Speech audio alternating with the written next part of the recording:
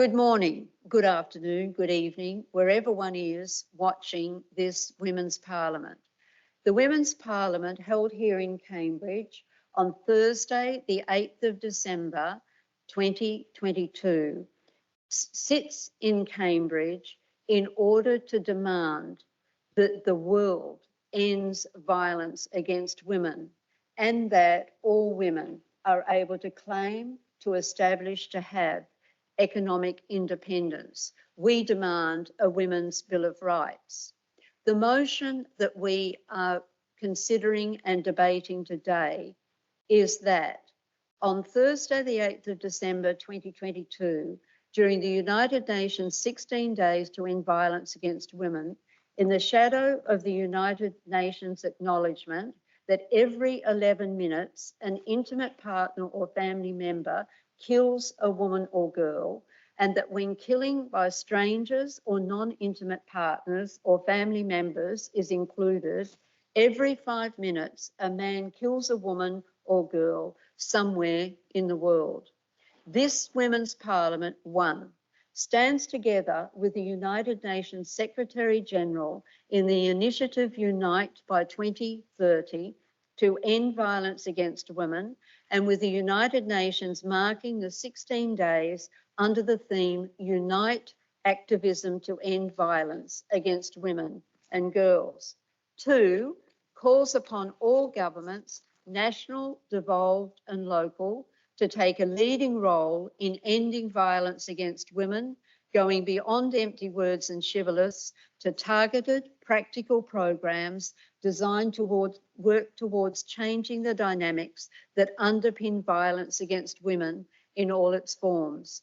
Three, demands that all governments, national, devolved and local, and the private sector recognise concretely and effectively their responsibility and role in ending violence against women, particularly but not only in administration, business and employment practices which elevate male-dominant perspectives and conduct, seen most readily in sexual and sexist harassment, discriminatory appointments and promotion, organisation of the workplace into male and female jobs, and failure to address the pay gap and the pensions gap to ensure equal pay and equal pension or superannuation rights for women.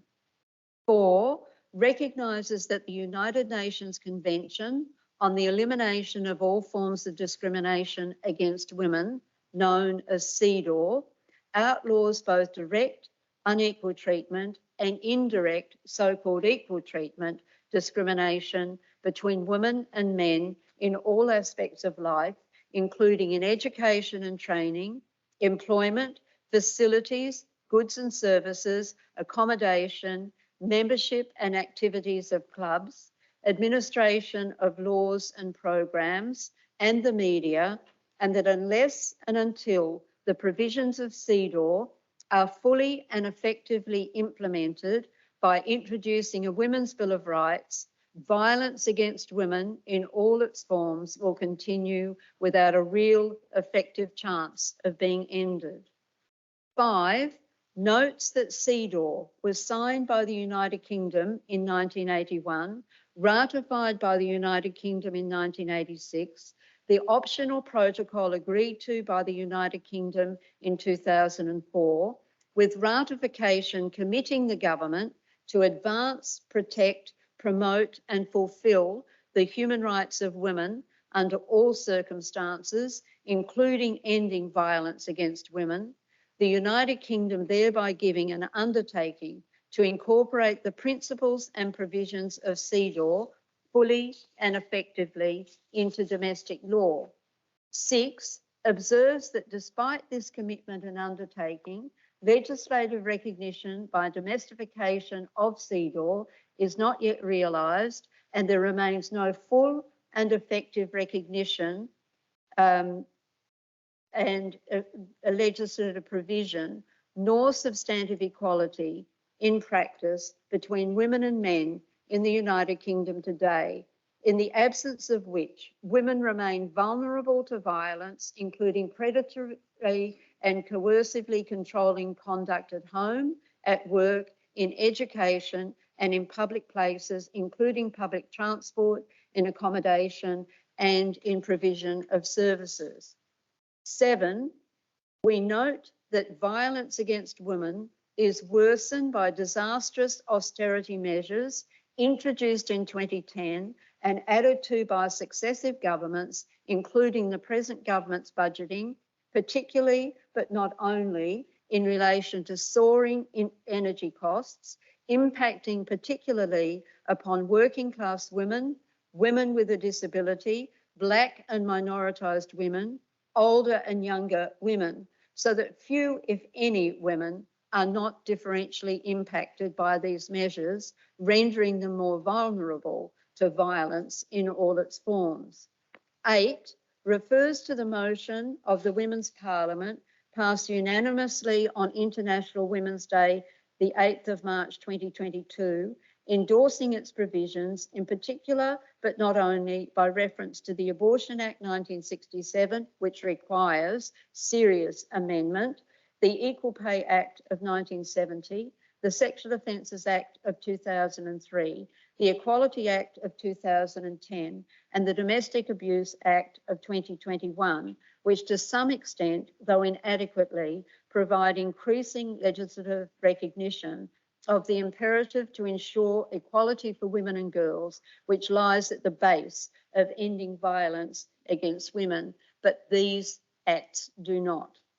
9 demands recognition of women and girls' rights to just and effective laws in principle and in practice to end 1, vilification and misogyny, rape and other sexual offences, criminal assault at home and other forms of domestic violence, marital murder and dishonour crimes, and the killing by women of a spouse or partner or former spouse or partner. This killing by women is not properly and effectively recognised in the law in the way that it should be. And women who are in prison convicted of murder in these circumstances have a right to demand a review of their cases. 2, we need to end online violence, exploitation, victimisation and abuse, stalking and all social media abuses, including vilification and misogyny. 3, sexual harassment, sexist harassment and bullying. These must be ended in all areas of life, with funding and resourcing of women's services, including services for Black and minoritised women, trafficked and prostituted women, asylum seeking and refugee women, women with a disability and all disadvantaged groups of women at levels proper and appropriate for the care, support, protection and advancement to the independence of women, measured by reference to continuing inequality between women and men and the need for these women's services, including specialised services, to be funded to levels that acknowledge that inequality. 10, we demand recruitment practices, training and governance of police and all levels of the criminal justice system and of government, including national, devolved and local, be attuned to and focus on the need to eradicate misogyny and racism embodied in these institutions, and that they institute programs cognisant of and directed toward ending violence against women, including sexist and sexual harassment, appointments and promotion, organisation of the workplace into male and female jobs, and failure to address the pay gap and pensions gap to ensure equal pay and equal pension or superannuation rights for women. It's worth emphasising that twice. The pay gap has had some attention. The pensions gap is only now on the radar, and it needs to remain there until this wrong is remedied. We are concerned that all matters brought to attention by the CEDAW People's Tribunal sitting the 21st and 23rd of July 2021, incorporated into the President's report from that tribunal, and the CEDAW in Law People's Tribunal on the impact of the state pension age of accrual for women from 60 to 65 and then added to 66 and more, be addressed by the United Kingdom Government and insofar as the devolved authorities of Northern Ireland, Scotland and Wales have power to do so, they also address these matters. 12 recognises that while progress can be made through legislation, the trade union movement needs to bring its organised strength to bear on the government and employers to see that CEDAW is implemented and violence against women is ended.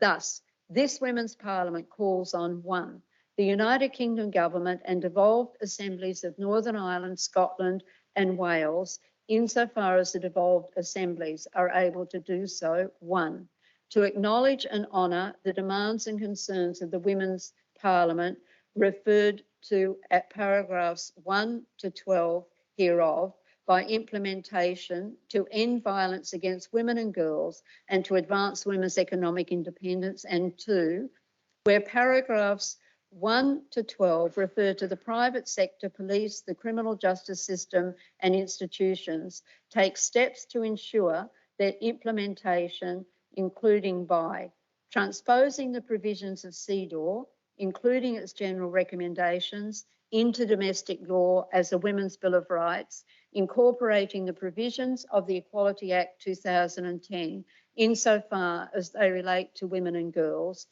implementing the recommendations of the CEDAW President's Report, ensuring effective and sustained monitoring of the implementation of the Women's Bill of Rights and other measures adopted as set out in the President's Report from the CEDAW People's Tribunal of June 2020. The trade union movement to support the campaign for the Women's Bill of Rights and implementation of the recommendations of the CEDAW President's Report and participating by taking whatever steps it can to ensure implementation of paragraphs 1 to 12 hereof, working to end violence against women and girls. And now that concludes the motion, and lest the watchers and those present be concerned, we are about to hear the voices of the Women's Parliament. But before doing so, it behoves me to introduce each of our Women's Parliament members. We have with us today Clare Reeve. Clare has worked in nurseries, schools and social services, Sure Starts and school library services in London and Middlesex as a children's and early years educational professional. She holds a BA degree in religion, human geography, sociology and creative writing.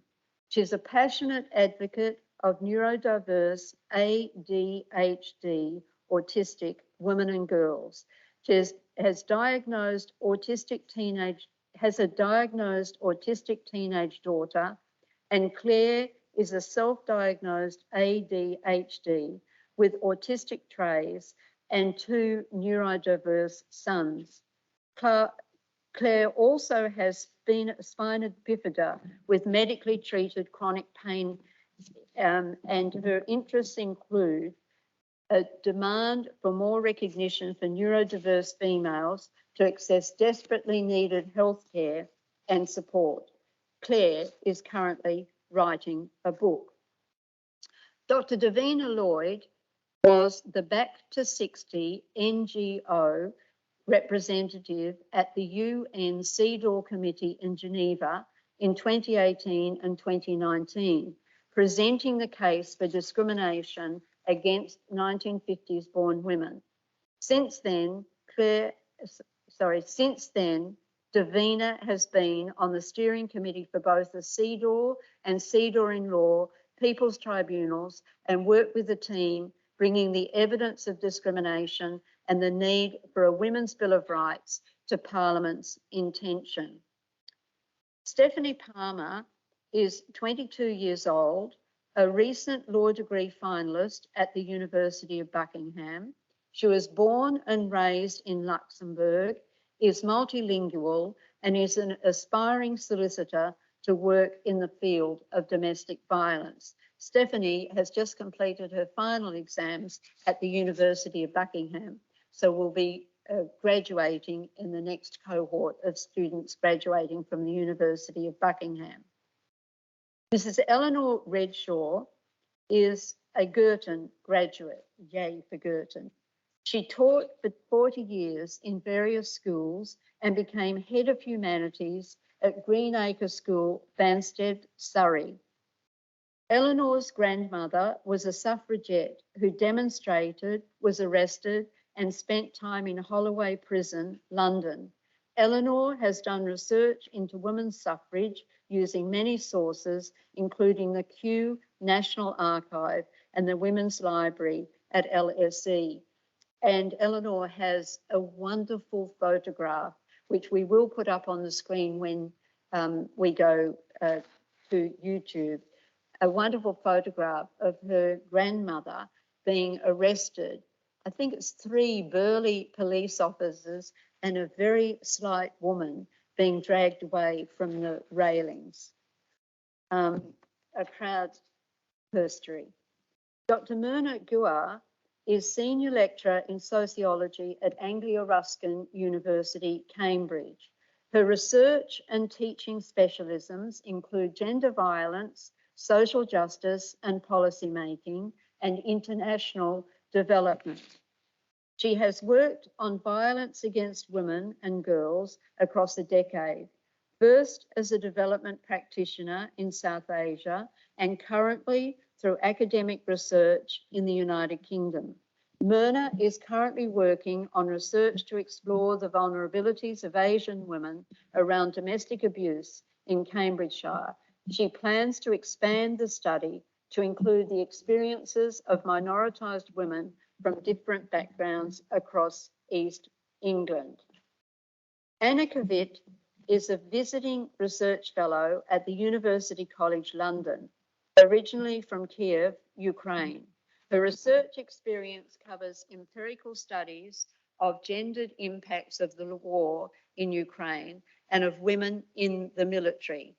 Anna contributed to the development of the programs and policies on the implementation of women, peace and security agenda in Ukraine.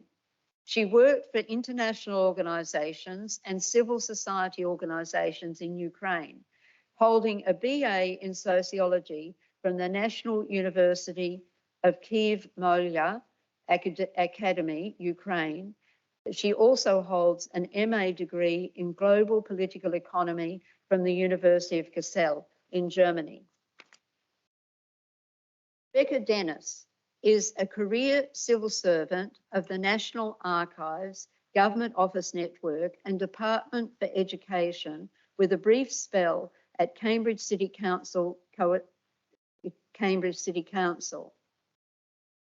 She was made redundant and she's since acquired a degree in psychology with OU and gone into politics as a Labor activist with a particular interest in the development of candidates. And Rebecca Dennis is also a councillor within Cambridgeshire. We pass now to Saffron. Saffron Anderton is a 22-year-old living in supported accommodation and has a diagnosis of autism. In July this year, Saffron Anderton graduated with a degree in politics. Good to have Saffron here. Baljit Banger. Baljit is Executive Director of IMCAN, established in 2012, working in marginalised and stateless communities, poverty and identity issues. She has, through IMCAN, a special focus on women and children with projects meant to empower and progress. IMCAN's projects provide services and support in legal services and empowerment, education, mother and child health, recreation and sports, legal protection, mental health, maternity, and a clean environment through waste management. Karolina Blajszczak is a Polish immigrant and mother of 2 kind human beings. She is working part-time and studying psychology. As a survivor of domestic abuse during childhood and in adult life, Karolina is passionate about raising awareness of how patriarchy, inefficient law and policy making ruin the lives of women, men and children. Knowing the importance of creating a community to the best of her abilities, she supports victims and survivors. Her dream is to see how humanity thrives through disposing of inequality and cultivating mental health. Trikeita Outerbridge is a recent graduate of the University of Buckingham. Her degree is in digital news and media with a minor in law. She is passionate about women's and children's rights, particularly in the family court setting. Trikeita hopes to use her media background while pursuing her legal education to work with organisations to advocate for change. Trikeita enrolled in one of the subjects I teach at the University of Buckingham. It was sex, gender and minorities, but this was at a level above the level she was at the time. So she came then to my introduction to criminology course, and then in the next term, when she passed all the subjects in that diet, she came back into sex, gender and minorities. So it's good to have Trikeita in both those law subjects. Janet Robertson is a Master of Science and a BA and also an FRSA, the BA with honours. She is a creative producer, director and project manager, completed the first year of her doctorate researching cultural policy. She is interim Chief Executive Officer of Action for Children's Arts, founder and chair, CEO of SNAP Early Years, worked with organisations including Really Useful Group, BBC, Scottish Opera, the National Youth Music Theatre. She founded the Scottish Youth Music Theatre. She's based in Cambridge. Her husband is a composer. She has 2 children, both professional opera singers, and she's an activist with the Labor Party. Ana Serena Delgado is a Spaniard, a free thinker and a fervent feminist who landed in the United Kingdom 11 years ago. She dedicated herself to the social and care sector until 4 years ago, when she decided to change the world and study politics at Anglia Ruskin. So far, the world is not getting any better, but Ana is persistent and hopeful that we can achieve change. She is now coordinating the Ask Me project at Cambridge Women's Aid, delivering free training to the community about domestic abuse and how to challenge how we speak about domestic abuse and violence against women. We create change, says Ana, by educating the community and changing the way society speaks about domestic abuse and violence against women. Julie O'Shea is Clinical Education Manager at the University of Buckingham, working with undergraduates and postgraduate law students to explore vocational work experience in legal services and the charities sector. And Julie O'Shea is now in charge, effectively, of the new module that has been introduced at the University of Buckingham, so that the clinical education program that students originally underwent voluntarily, purely pro bono with no credit, will now gain credits so that they can do that subject as a recognised part of their university degree. And that's to a great extent. Thank you to Julie for all her work in ensuring that that program was established and the transition has come about. Linda Edwards Shea became a feminist at the age of 15 when her father died and she witnessed the obstacles her mother had to get over in order to become financially independent. Linda is an ex-chartered physicist and chartered engineer. She worked in the man's world of research and development in aerospace and electronics industries before becoming an academic. teaching physics to engineers.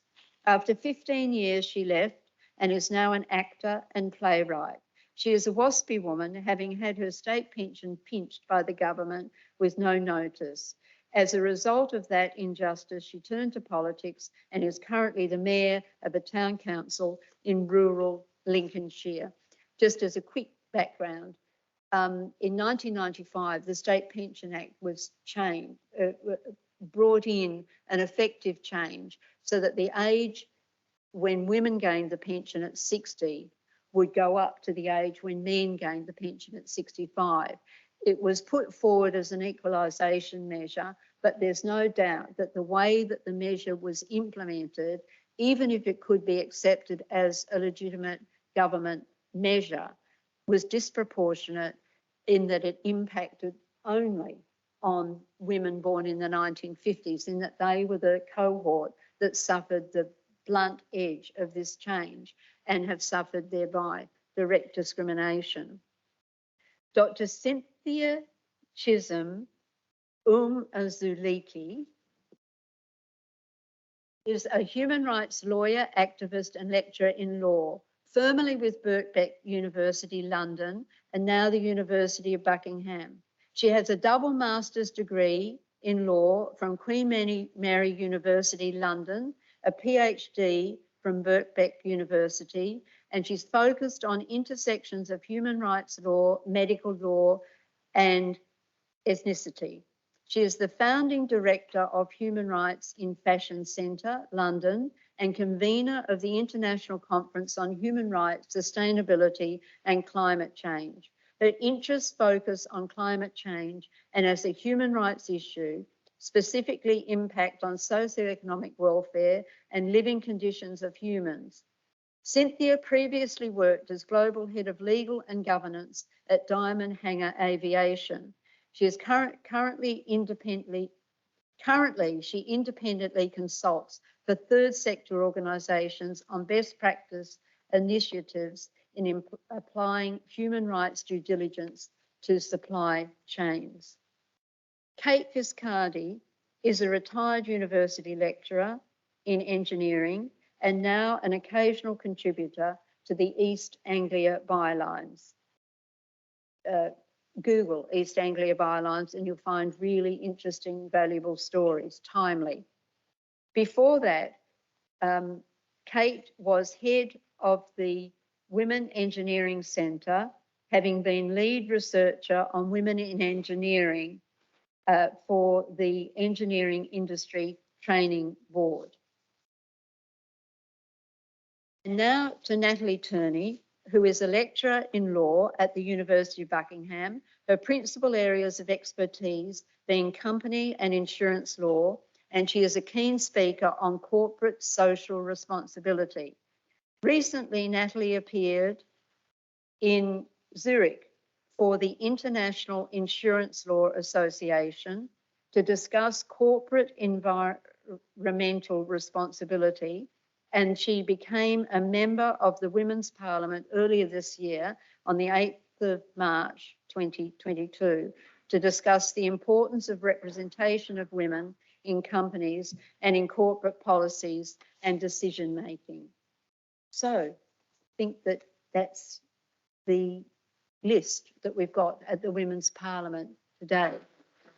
I therefore turn now to the voices of the Women's Parliament here in Cambridge on the 8th of December 22.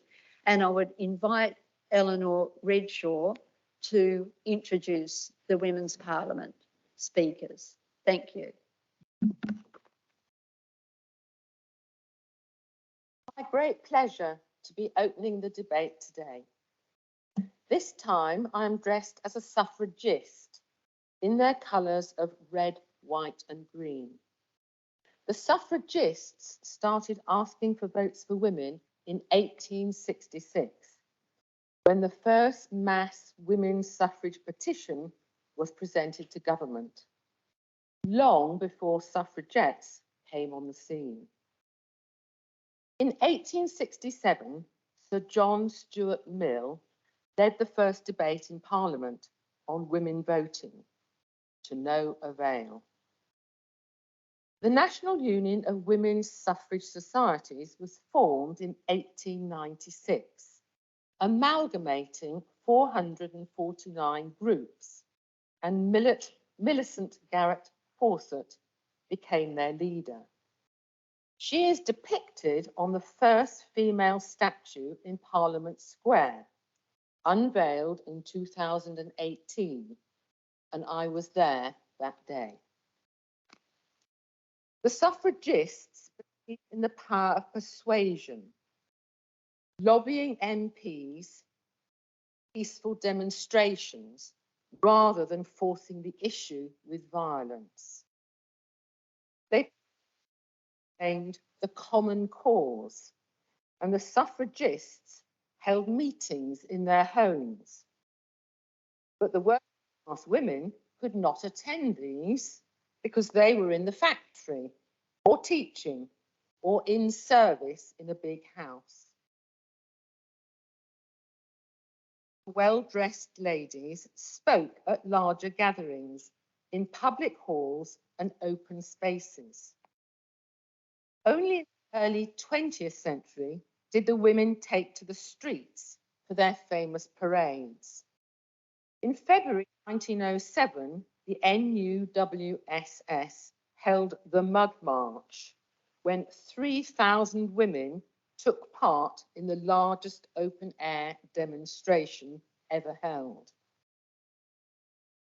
In 1913, the suffragists embarked on an astonishing 6-week protest called the Great Pilgrimage.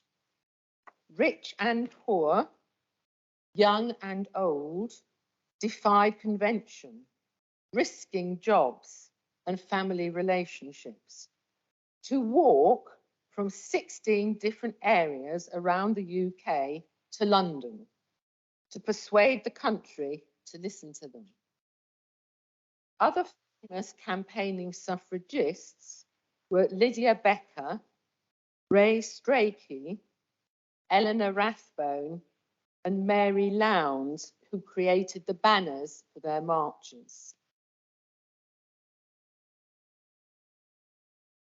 Eleanor Beatrix Higginson, who was born into a very poor family in the East End of London, said that asking politely for votes of women had achieved nothing. So in 1907, she decided to join the suffragettes. I knew her well. Married with 2 young children when she became secretary of the new Preston branch of the Women's Social and Political Union. Annie Kenny, a mill worker and famous suffragette, asked Grandma if she was prepared to make the sacrifice of going to prison in aid of the Votes for Women campaign. Eleanor was one of 8 active suffragettes in Preston. She demonstrated in her hometown and painted the local statue of Lord Derby with tar. In 1913, Grandma gate crashed a meeting at the public hall where Winston Churchill was due to speak. Once he had started, she stood up and shouted, "Votes for women!" So the stewards tried to evict her. Eleanor chained herself to the seat, and unceremoniously, she and the chair were hurled out into the street. Her grandma was arrested for throwing a brick through a window at the Red Lion pub in Whitehall in London, which is the nearest inn to the Houses of Parliament and much frequented by politicians. Nellie got 4 months in jail for that.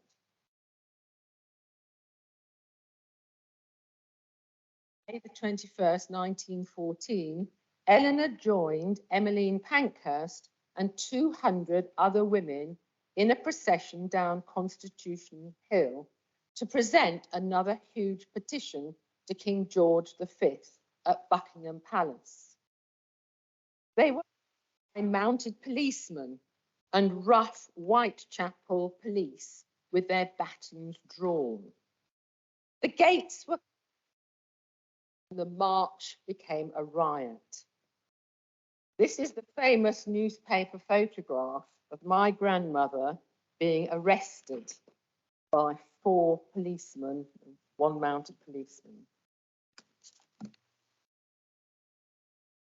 Next day, the suffragettes would not cooperate. Grandma was given a fine of £5 or 1 month in jail, but the women never paid their fines. In Holloway Prison in London, she was held in isolation as a second-class criminal prisoner and decided to do the hunger and thirst strike. After this, Eleanor suffered forcible feeding, i.e. gruel was poured into her stomach using a metal funnel while she was tied down to a chair. Grandma was released under the Cat and Mouse Act, and I have her discharge papers, which allowed her to go home for 2 weeks to recover as a mouse. The government, i.e. the cat, sent 2 policemen to Preston to re-arrest her, returning her to Holloway. Out on August the 4th, and Eleanor never went back to fulfill her sentence.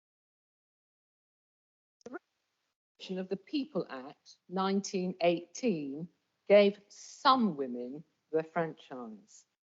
They had to be over 30 and be property owners. It took them 67 years of campaigning to achieve that.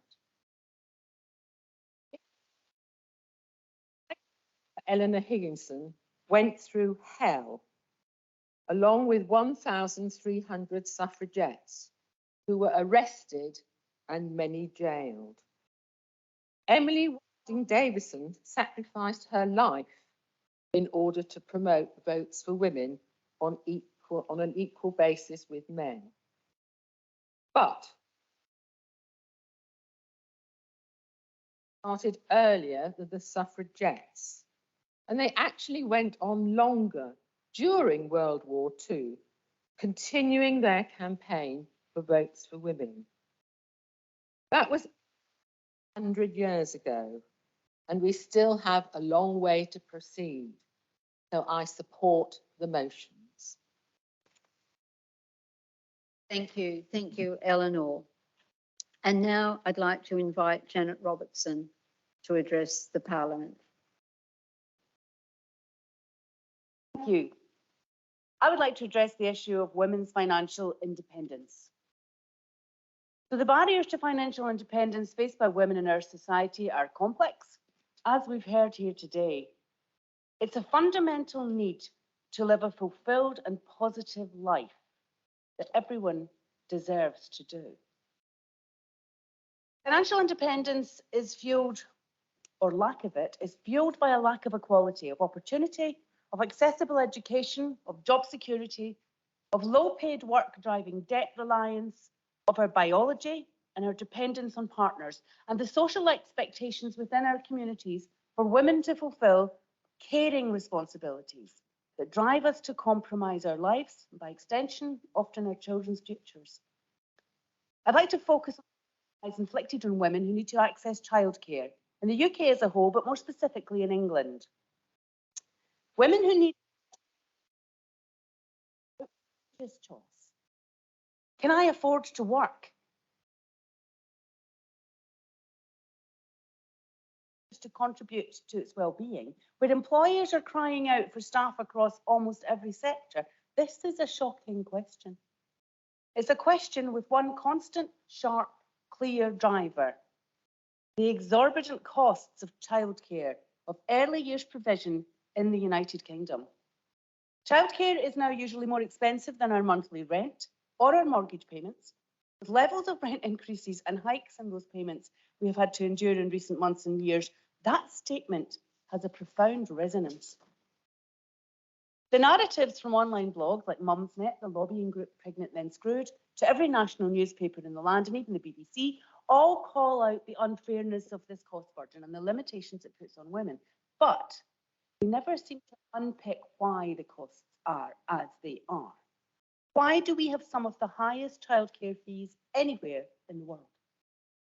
I believe I have an insider understanding of the truth of that, because long ago I had small children, well, about 20 odd years ago, and as a freelance arts professional, my childcare budget was tiny.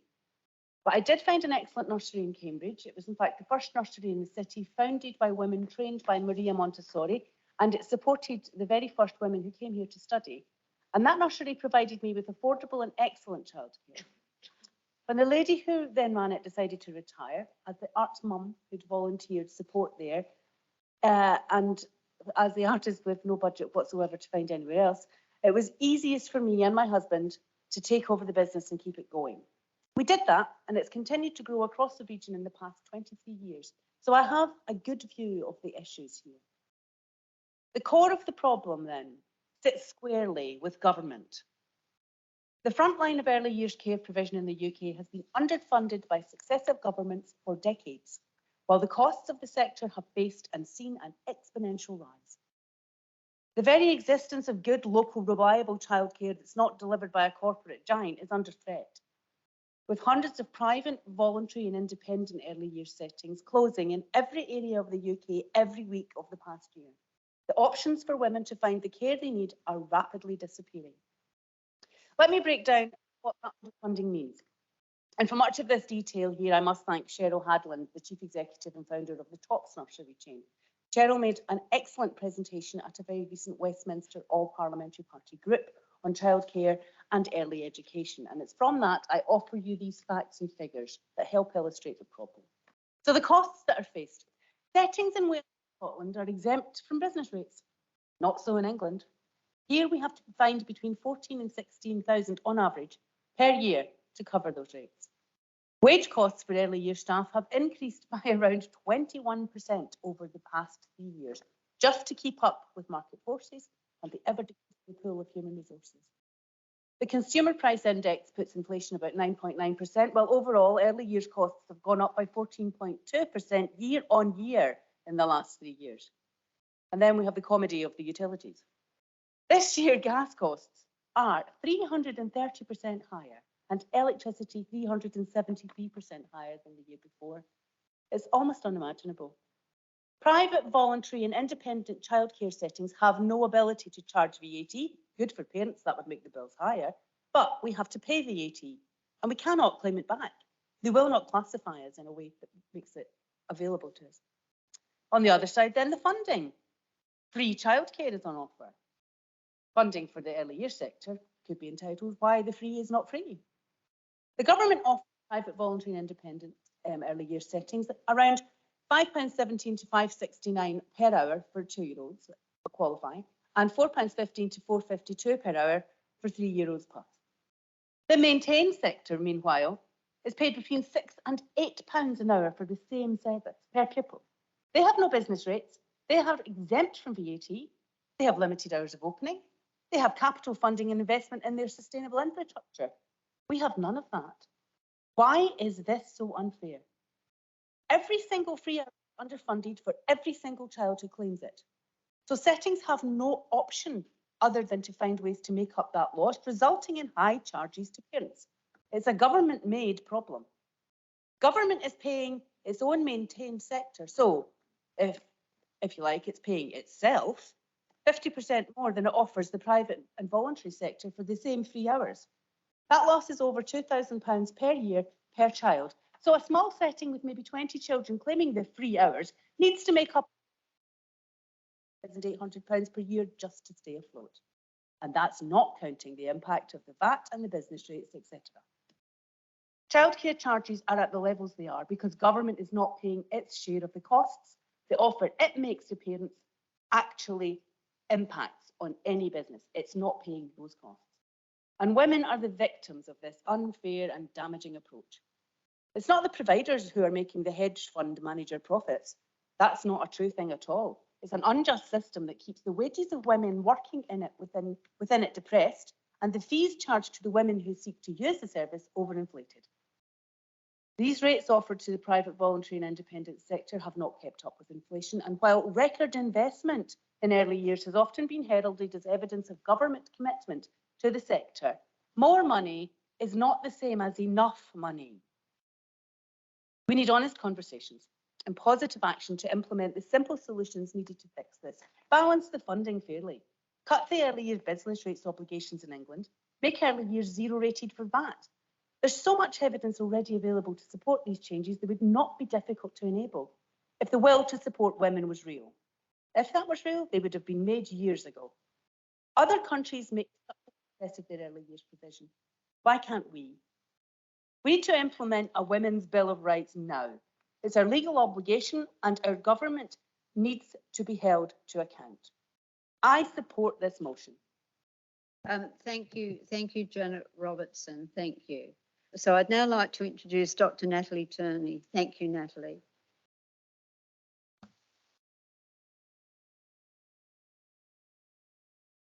Staggering towards a dangling payment card, the card is snatched from a woman before she heads towards the door. But she's pulled back, not by a person, but by chains restraining her ability to move free from control. When an abuser controls your finances, they control you. These are the words that can be heard on HSBC's most recent television advertisement in narration to this harrowing but familiar scene. In the advert, the chains are visible and the woman moves beneath them like a puppet on a string. In reality, the chains are invisible, but women remain shackled to those upon whom they rely to sustain their lives financially. We have long lived in a society where women are financially dependent on men, and over time, the number of female dependents has decreased. With the opening of more jobs and industries to women, female wage earners have become normalised. But the very recent COVID-19 pandemic imposed turbulent circumstances on so many. According to a 2021 House of Commons Library Insight report, between only April and June 2020, there was a 65% increase in calls to the National Domestic Abuse Helpline when compared to the first 3 months of that year. Such calls refer to domestic abuse generally, but include financial abuse. The pandemic disproportionately impacted women in their own careers in comparison to men. The European Institute for Gender Equality published in 2021 that women were overrepresented in roles deemed to be key work, thus resulting in decreased flexible working arrangements and greater exposure to health threats. Studies published by UN Women and by McKinsey set out that female employment not only fell at a greater rate than in comparison to men, but the burden of unpaid work increased. Women leaving employment in order to take up unpaid care roles, for example, for children, increased, and as a result, financial dependency upon male wage earners increased in turn.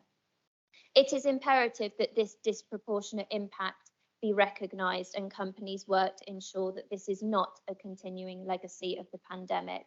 Access to meaningful and accommodating employment for women is all the more crucial.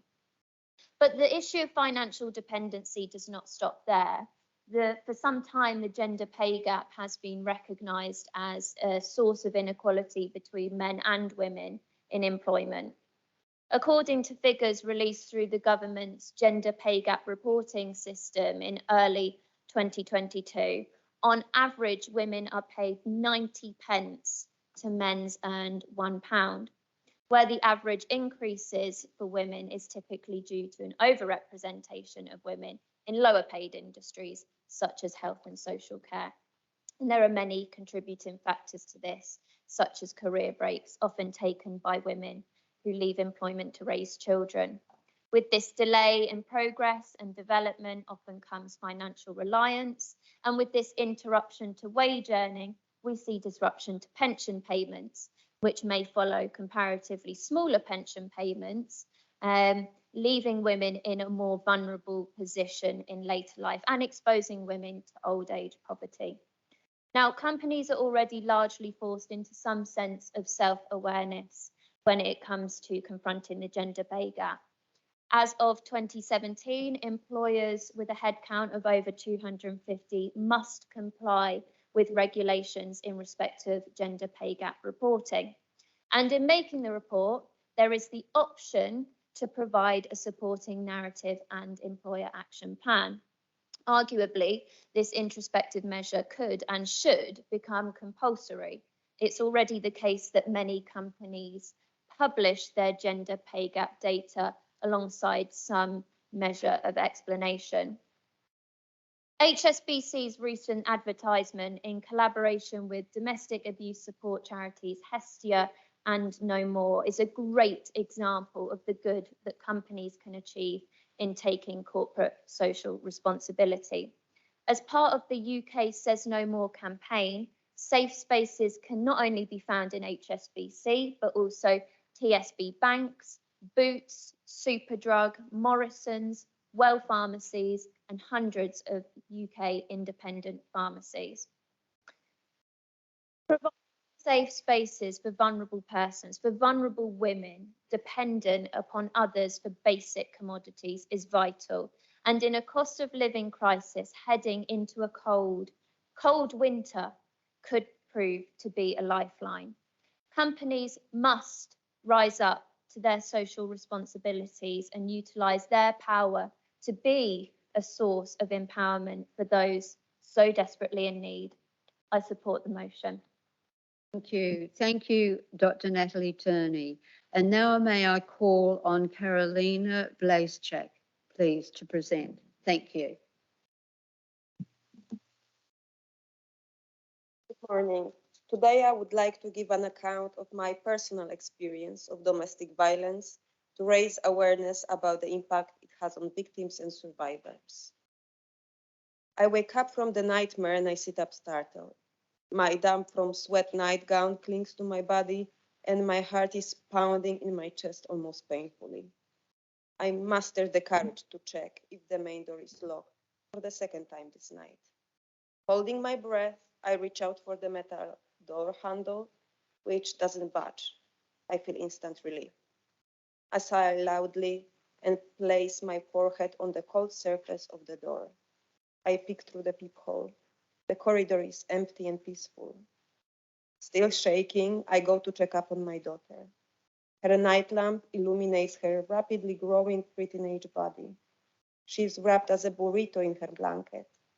I can't see her face, but I see her calm breathing, and I am trying to match my inhales and exhales with her steady rhythm. She's safe, and I am safe. I want to curl up next to her like our cat does every night, but I know her single bed is too small for both of us. I close the door carefully and go to look at my sleeping son.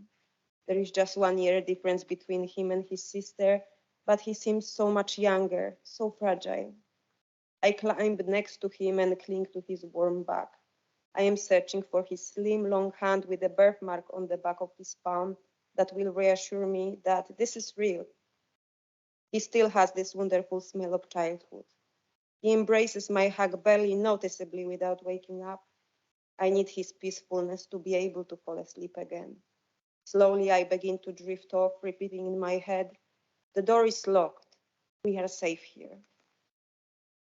I am having scary dreams far less often, ever since we managed to escape his coercive control trap. Escape the very person that was supposed to love and protect us. This monstrosity of coercive control is embedded so deeply in our society that is often mistaken for masculinity and commitment. Getting equipped to fight it is exhilarating. Bringing self-awareness for women and men, the better world for everyone. My children can sleep peacefully now. Their worries finally revolve around their childhood dilemmas and arguments about who is going to choose a movie this time or get one more slice of cake. I am studying and volunteering. I have completed my therapy. It helped me make sense of everything that happened and move on. Many think the word toxic is overused, and toxic masculinity is a figment of the imagination of entitled women who have too much time to spare. Your mother doesn't care about our family, and her friend is all that matters, he would repeat constantly to our children when he felt jealous and insecure. In turn, when he was trying to manipulate me into getting back together, he was so charming. His texts would try to convince me I'm the most kind and amazing person. He will change. He will do anything to make us happy. The pattern was clear. He liked to show up unexpectedly and to not appear when he was supposed to spend time with our children. His disregard for disappointment and anxiety he will create in them was ostentatious. Another tool to take away my freedom. My worries crystallized into a year-long court battle for my children's right to be free of using them to punish my disobedience. My truth was validated through terror of sleepless nights, decoding laws, and unearthing evidence. Amounts of stress that made everyday functioning hell again. He disappeared once for all as soon as he couldn't make the rules anymore. The chance to spend time with the children in a healthy way without space for coercion and abuse was not something he was interested in. Now my flashbacks come and go. Are my boundaries dissolving again? Did I fail to notice? Do I let myself get sucked in again in a guilt game with a toxic dominator? I keep reminding myself that he wasn't always abusive, and I didn't choose to be abused. I didn't ask for it, and I didn't force him to abuse me, as my surroundings led me to believe. I tried to help him to fight his demons, but society's programming and stigma was too strong for both of us for far too long. It wasn't love, as some of our family and friends tried to persuade me, perpetuating victim blaming. Has he ever hit you? I've been asked. He never has, I would answer, and wonder, was that supposed to be proof of his love? Would that be enough? Bruises? A broken bone? Why then I was scared to come back home after the dark? Not because of strangers, but because of him and his assurances that there is nothing to be afraid. Drugs and neglecting his mental health, there was never enough. Luckily, there were people around us who offered help and clearly saw the peril we were in. They are still standing by me today, no matter how far away they are. Services to escape domestic abuse worked well enough this time, but there is so much more work to be done. I was fortunate to be born white in the right part of the world in the right time with just enough money. That is a lot of luck. Every day I go over the coercive control science checklist in my head, like I used to go over rosary beads when I was praying in my childhood for peace, safety, and happiness. There was no divine intervention then. No one came. This time, I am here for myself and for my children. I was able to find our safe haven. I feel grounded in my awareness. I am finally able to wake up from the nightmares that don't withstand a sunrise. My children don't drink his poison anymore. I have my community of survivors, kind, strong, and passionate human beings. We understand you. We see you. We are here to embrace you. Thank you, and I support this motion. And thank you. Thank you, Karolina Blajszczak. Thank you. And now let's go to Linda Edwards Shea. Linda. Thank you. This Women's Parliament is focusing on violence against women and girls and on women's financial independence, or lack of it. The two are inextricably linked, and it's been reported that domestic abuse and violence increased during COVID lockdowns and has also increased as the current cost of living crisis hits. Today, I'm wearing a purple ribbon to remember a young woman who lived near me. Her name was Diana.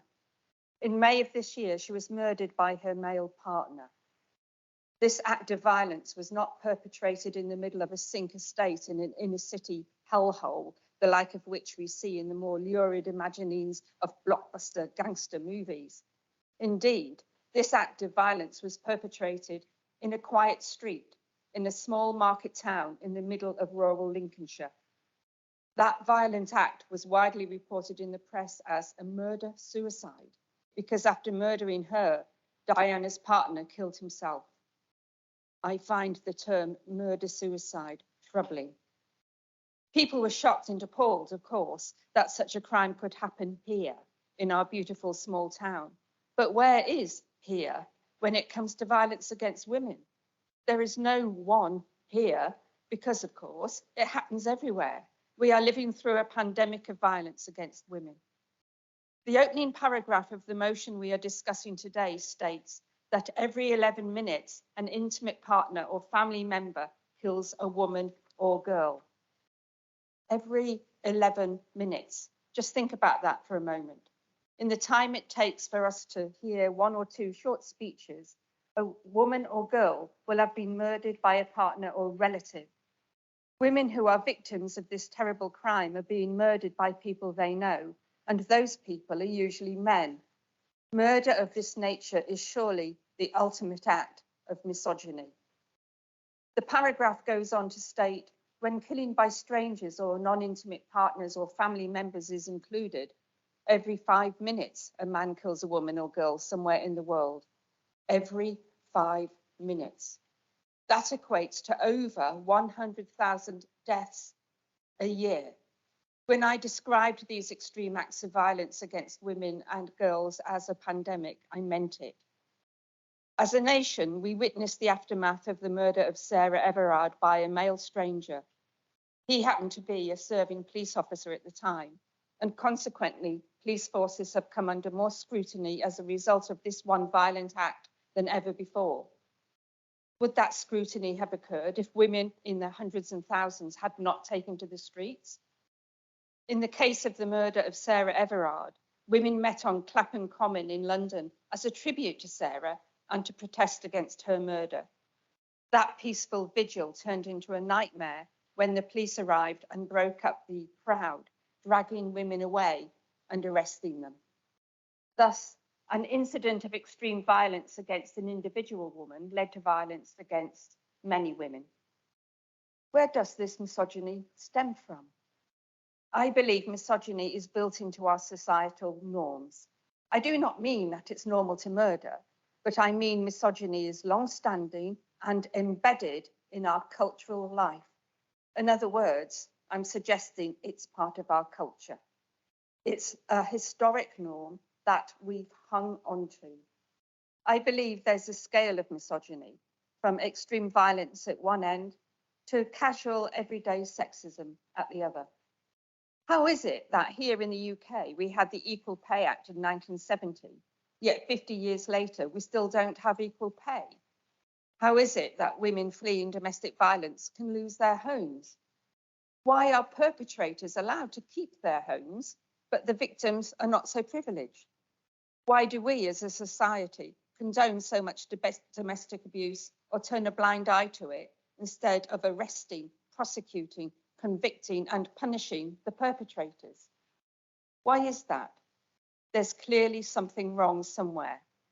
Why are women who are victims of domestic abuse, including coercion, being chased by councils for council tax, even though the victims have left their abusive partners and no longer live in their home? Why are victims of domestic abuse and violence being evicted? Doesn't the abuse ever end? It's systemic. Example of systemic misogyny in the UK is the clandestine theft of 1950s born women's state pensions by our government. By clandestine, I mean that this theft was carried out in virtual secrecy. I use the word theft because money was taken off 3.8 million women without properly informing them, asking them, or consulting them. The amount of money taken off these waspy women is colossal. Most 1950s born women have had over £50,000 taken off each of them by the rise in state pension age from 60 to 65 and then to 66. Don't forget, these women were not consulted in advance. They had no choice and most were given very little or no notice. I had no communication whatsoever from government that my state pension age was going to go up, not once, but twice. My family members did not know. My husband did not know. My friends did not know. My colleagues did not know. The fact is, we did not know. The reason we did not know was because we were not told. I note in passing that this sex discrimination was ruled to be lawful. Why weren't women told? We can only speculate. Is it because the perpetrators of this particular act of misogyny back in 1995 with the Pensions Act were a small group of male cabinet ministers in a parliament with only one or two female cabinet ministers? What was the reason women were not told? Weren't the women important enough? The WASPy pension theft has led to impoverishment, destitution, and sadly, suicide. It would be interesting to hear from the then Prime Minister John Major why, in 1995, it was thought to be okay not to tell those on the receiving end of that legislation.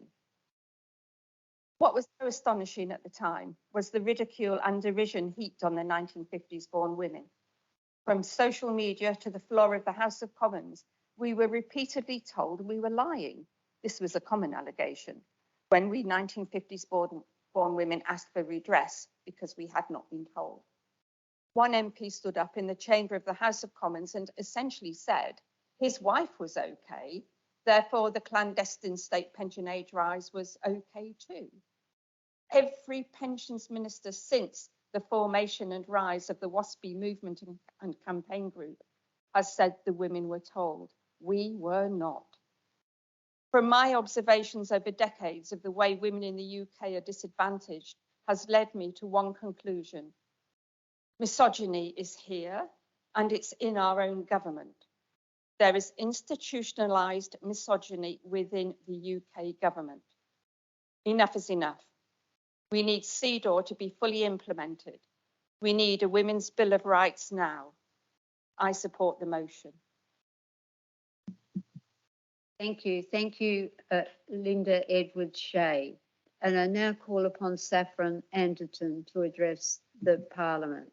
My name is Saffron Anderton, and I would like to talk about violence against women and girls while also touching on the topic of economic independence, but specifically in reference to autism and other neurodivergences. I was diagnosed as autistic in November 2020. Late diagnosed and misdiagnosed women and girls means that some don't get the support they need. And I am an example of the benefits that my diagnosis has given me. I am choosing to talk about both of these topics because I personally have connection to them both and feel it is vital for me to speak on these issues. I am only 22 years old, but 13 of these years was spent being emotionally abused every day, every morning, every night by my stepdad. At the age of 7, I was called derogatory names and every swear word under the sun. I was blamed for ruining people's birthdays and family events, and everything would be my fault. I was a defenseless child. For example, I was often compared to my younger sister who wasn't autistic and criticised for not knowing better and not behaving to his standards.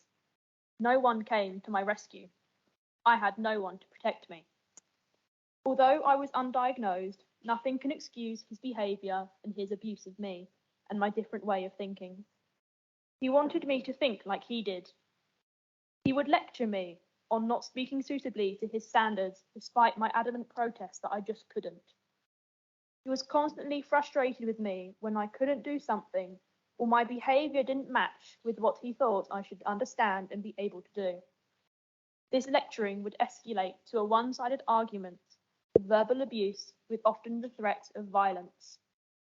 It wasn't until 2015 when one of my teachers in Year 10 became concerned that something wasn't quite right with me regarding my home life. Unfortunately, I was subjected and traumatised unnecessarily due to not having an earlier diagnosis of autism. A quote from Spectrum 2020. Many people with autism experience a triad of trauma: neglect at home, abuse from trusted adults, and bullying at work or school. Imagine that. Everywhere you go, you are at constant risk of verbal abuse or emotional hurt, just as I was at home by my stepdad and bullied at school. But just as important, this happens in interactions in society as well.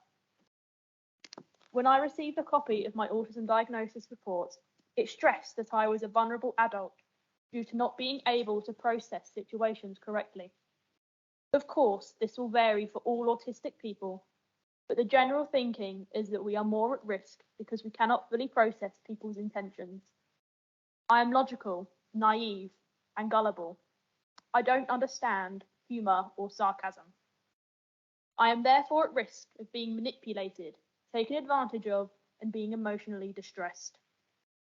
This is why violence against women and girls needs to also recognise those with other learning disabilities and neurodivergences.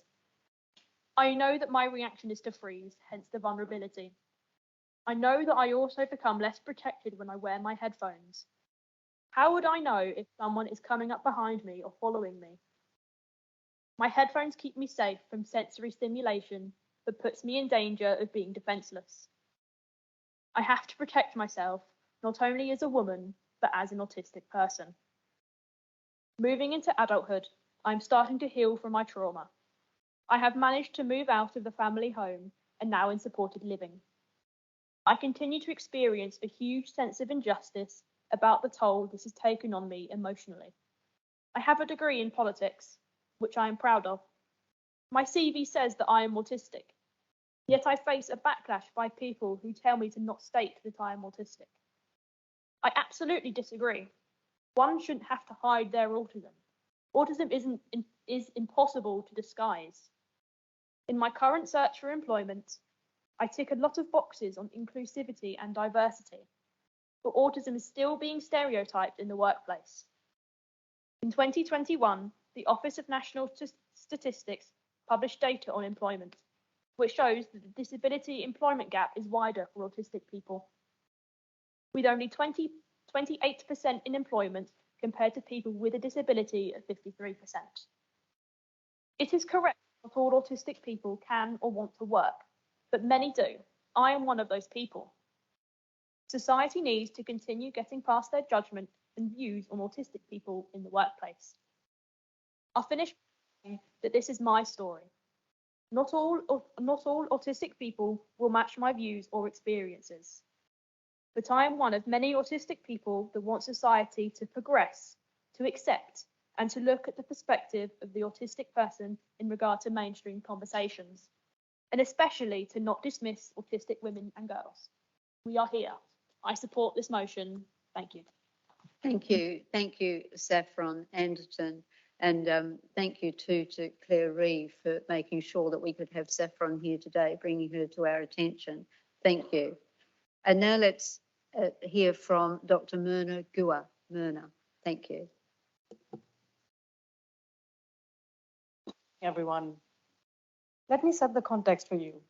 The latest data from the crime survey for England and Wales shows that 2.3 million adults are affected by domestic abuse. Among this, minoritized women, or particularly women from ethnic minorities, experience higher levels of domestic abuse. A fact sheet from the UN Special Rapporteur on Violence Against Women and Girls highlights that minoritized women are thrice as likely to commit suicide as a result of domestic abuse. It is a grim context. If we look at the latest report by the Domestic Abuse Commissioner released only a few weeks ago, it highlights that minoritized women report feeling twice likely as safe compared to other women when they are able to access specialist by and for services. What are specialist by and for services? These are services that are provided to women from particularly marginalized communities with particularly complex vulnerabilities.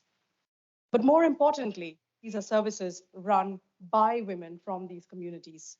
They are culturally competent, they are sensitive to various and intersecting needs of the victims, and they make victims feel supported and that they can come forward. The Domestic Abuse Commissioner report also highlights, unfortunately, that in a landscape of already underfunded and overwhelmed community-based services, these services are 6 times less as likely to receive statutory funding compared to their generalist counterparts.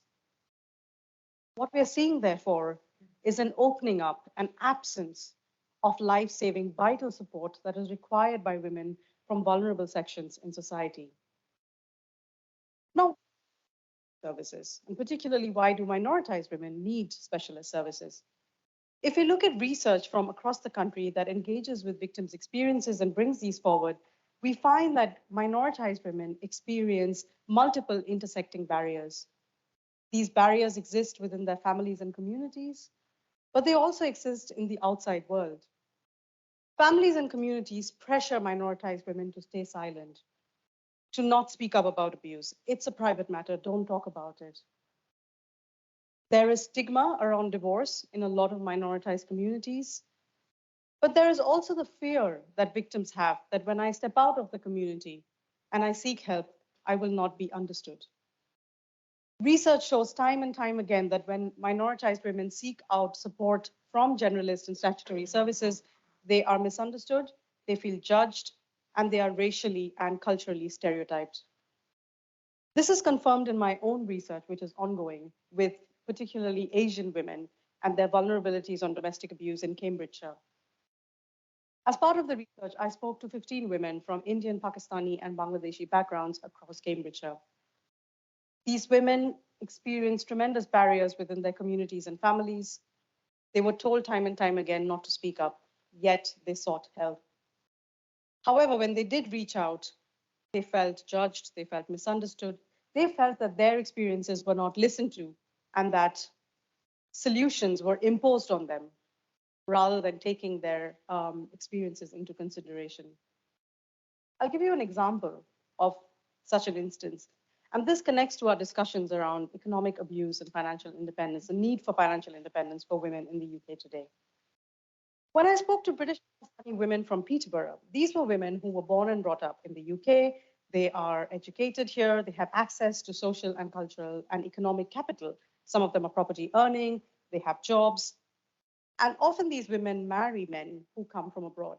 And this is quite common in diaspora communities in England, because transnational marriages are seen as a way to extend communities' access to global resources. These women, despite all the presence of cultural and economic and social capital in their lives, experienced abuse in their marriages. They could not leave. They felt trapped. They felt trapped because they had financially invested a lot into maintaining these marriages. They were afraid they would lose access to their property if they left. They feared that they would lose access to their economic possessions if they left.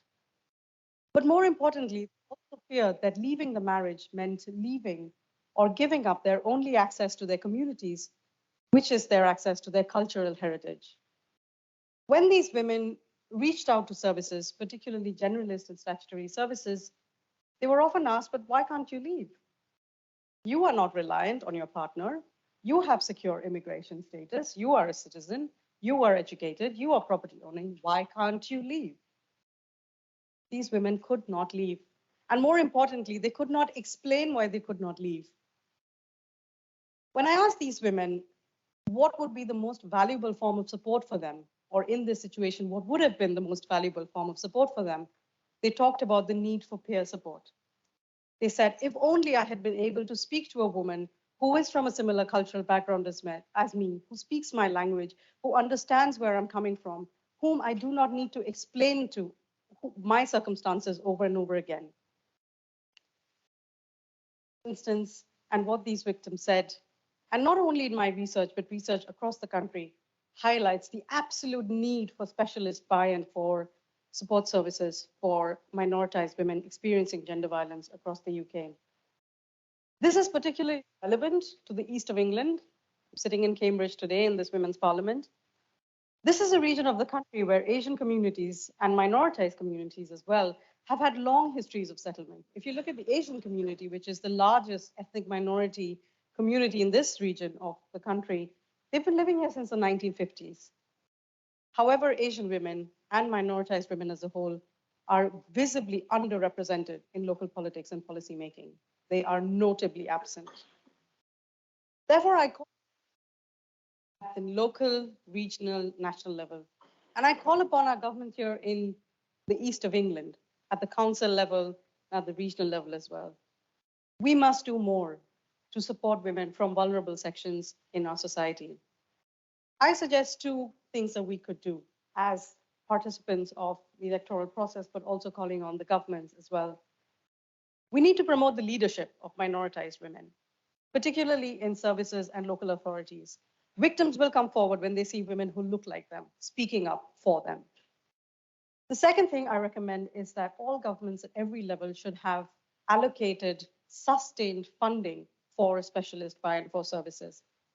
The COVID-19 pandemic has had a particularly adverse impact on these services, and they're still scrambling to recover. This is when governments need to step in. And this is when they need to do much more than they are doing to be able to protect the most vulnerable women in our society. I support the Women's Bill of Rights. Thank you. Thank you. Thank you, Mirna Guha. Thank you. And now I call on Stephanie Palmer to address us. Thank you, Stephanie. The United States CDC highlights income inequality as being one of the main societal factors contributing to domestic violence against women. CEDAW's Article 11 also requires the right to equal remuneration. Why then is the wage gap still an issue of modern society in the United Kingdom? The gender pay gap is an ever-present inequality that places women in a disadvantaged economic position. According to the National Education Union, 1/5 of women are of persistently low income. As a result of this disparity, women are often forced to rely on a male partner financially, which can create an imbalance in power and put them at risk of abuse. Women in households of low income are 3.5 times more likely to experience domestic violence than women of higher income. Women's Aid research has shown that 96% of women who have experienced abuse are struggling financially. The natural conclusion to be drawn from such harrowing statistics is that poverty traps women into abusive households they cannot escape from due to financial barriers. This has been exacerbated further by the cost of living crisis, so women have lost even more financial independence by not even being able to afford basic essentials for themselves and their children. While women's employment rate is at an all-time high in the UK, women make up 60% of employees on low pay and 73% of part-time workers, often due to caring responsibilities and unaffordable childcare. As previously stated, Article 11 of CEDAW requires equal remuneration, and while the UK has ratified this convention, the gender pay gap has remained at around 18% over the last 2 decades, with the gap being even wider for BAME women and disabled women. The consequences of this are significant. Women become trapped in abusive households because they do not possess the financial power to leave the home. Even if they do find a way to leave, they will likely fall into poverty along with their children. Often women will need to get away from the area where their abuser lives, which means leaving their place of work and moving somewhere new. If women are on benefits, this means making a renewed claim, which can take up to 5 weeks to be paid out. Women make up the majority of people receiving welfare benefits, yet universal credit is only paid into one bank account, which can interfere with women's economic independence and make them vulnerable to financial abuse. These are only a few examples to make clear that the Department for Work and Pensions continues to disregard the issue of gender inequality in their policymaking. The DWP must start including women's safety in their decision-making and recognize that the impact of such inequality is detrimental and only puts women at a higher risk of exploitation and abuse. Affordable childcare must be introduced and flexible working must become the norm to put an end to women's disadvantages in the workplace. 97% of domestic abuse survivors were subject to coercive control of their finances, whether that be interference with the woman's employment or financial exploitation. It is without a doubt that economic inequality is a key vulnerability that enables abusive men to take advantage of. The budget cuts back in 2010 have had a disproportionately worsening effect on women over the years and made it even more difficult for them to make a livable income and retain economic independence. CEDAW clearly demands that policies must not be discriminatory in effect, which is not reflected in the UK today. We cannot claim to be a modern society that stands for equality while continuing continuing to ignore the wage gap and allow women to be trapped in abusive homes. I second the motion. Thank you. And thank you, Stephanie Palmer. And I'd now like to call on Anna Serrano. Anna. Look, some people struggle to understand what is coercive control. This is because even survivors of coercive control struggle to explain what is it like. Recently, I found a good analogy describing coercive control. Allow me to read. If a situation of coercive control were a political system, it will be a dictatorship. The coercive control perpetrator is the dictator. Dictators able to behave with deceptive politeness on the international stage are defined by cruel, ruthless, and paranoid tyranny over their own people. Domestic opposition is usually banned. Contact with people from other countries heavily restricted. Citizens are likely to be under constant surveillance. Compliance is instilled through terror and threat of punishment. In other words, live with a coercive control perpetrator is like living under one of the most oppressive governments on earth. And there are millions of these mini dictatorships happening right now on ordinary streets. Quite probably, if you live in one, in your street too. These are a few words from the book Coercive Control in Children's and Mothers' Life from Emma Katz. Survivors and victims of domestic abuse live under a constant state of terror. Their entire life revolves around how to avoid the next threat, the next conflict, or the next punishment. There is no space to think about ordinary life matters like if it's going to rain, or if your sister is starting a new job, or if your children will pass today's exam. The entire everyday is about making sure that dinner is on the table at the exact time. Make sure that nobody knocks the door or phones or texts once he's there. Make sure your children do not shout or play around when he's around. Make sure that he doesn't know you bought a new pair of shoes for your children. Make sure you don't say the wrong word. Make sure you don't breathe too loud or in the wrong direction. And no matter how much they do, it's never enough. There are no boundaries. The dictator needs to assert his control by constantly changing the laws and the law enforcement to make you feel like you are a criminal and that you don't know where to stand. The dictator will make you feel like you are constantly breaking the law because rules are constantly changing. Do you know where you stand? The dictator will constantly remind you of that, often with violence. At this point, survivors will suddenly move into a fight, flight, or freeze mode. We all have been there at some point in our lives. You are driving and suddenly someone crosses the road. Your child injures themselves and you have to run to the hospital. How do you feel after these moments of sudden emergency? So now just try to imagine these moments several times a day, day after day, with no break, no space to recover, to heal, or to think. There is no space for anything else than to try to avoid the next one, which you know is coming, but you don't know when. I don't know you, but I feel suffocation just to think about it, a permanent state of fear and exhaustion. And then survivors have to hear from friends, family, and professionals things like, why don't you just leave? Stop asking this question is an insult to the survivor. The survivor did not choose to be abused, neither they choose to live in terror. Who made this decision? The dictator. Only they should be made accountable and questioned for their action. Enough to judge the survivors, enough to question them, and enough of protecting a criminal. We need to be more proactive on challenging the language used around domestic abuse and violence against women. We need to start to challenge sexism and misogyny in a constructive manner, respectfully challenging the statement and not the person, but assertively there and then. Don't be a bystander. Recently, I was told by a white middle-aged man that this change needs to be done slowly and carefully, as we will not get anywhere shaming people. Let me be clear. No, sir. First of all, the dignity of manhood should not be a priority when we have women being terrorized, raped, and murdered on an everyday basis. And second, if your statement has been called out and you feel ashamed, maybe it's because you should feel ashamed. Look, we all have been raised in a patriarchal society. and we have to challenge ourselves to grow. Being called out and feeling embarrassment about our own behavior is part of the learning process. It takes courage and it is brave to acknowledge our mistakes. It isn't easy, but this is how change happens in society. Stop justifying dictators, stop protecting them, and stand against the dictatorship of domestic abuse. So yeah, I support this motion. Thank you.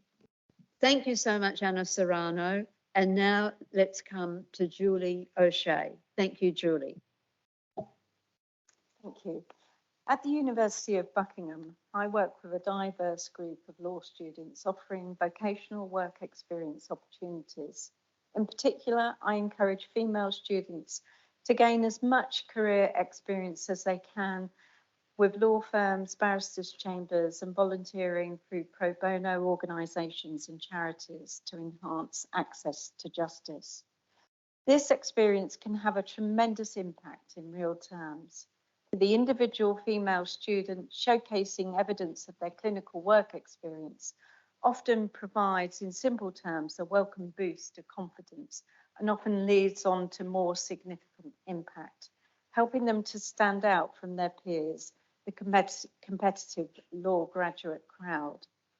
But perhaps most importantly of all, in psychological terms, it engages students with real life problems and legal casework, which can help kickstart the female student into thinking of themselves as independent economic operators, establishing themselves as future facilitators of change for the benefit of vulnerable members of society and other organisations in the community. One example of how my work has led to long-term individual and lasting impact for students is the transformative clinic collaboration with the Citizens Advice. This project has run for several years as an extracurricular activity, providing outreach facilities for free independent clinic sessions run by students and supervised by the charity.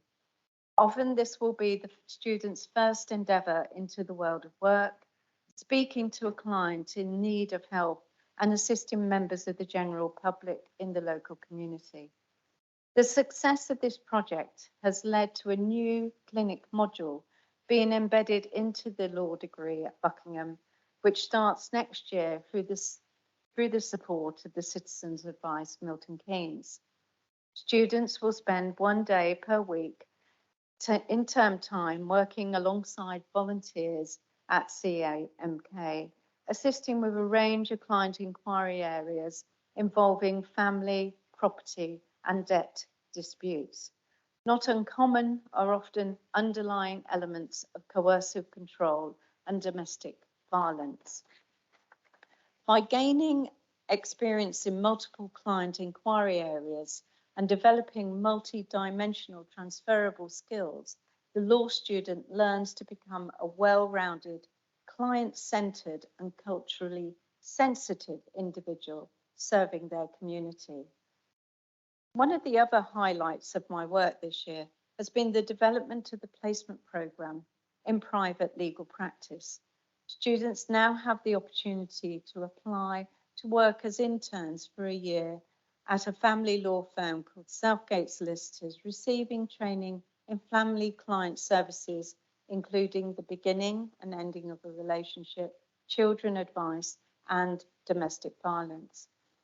By immersing the student into the realities of legal practice helps the student to develop their client lawyering skills, but more importantly, creates that all-important bond of trust between the advisor and the client in the most sensitive arena of private client work.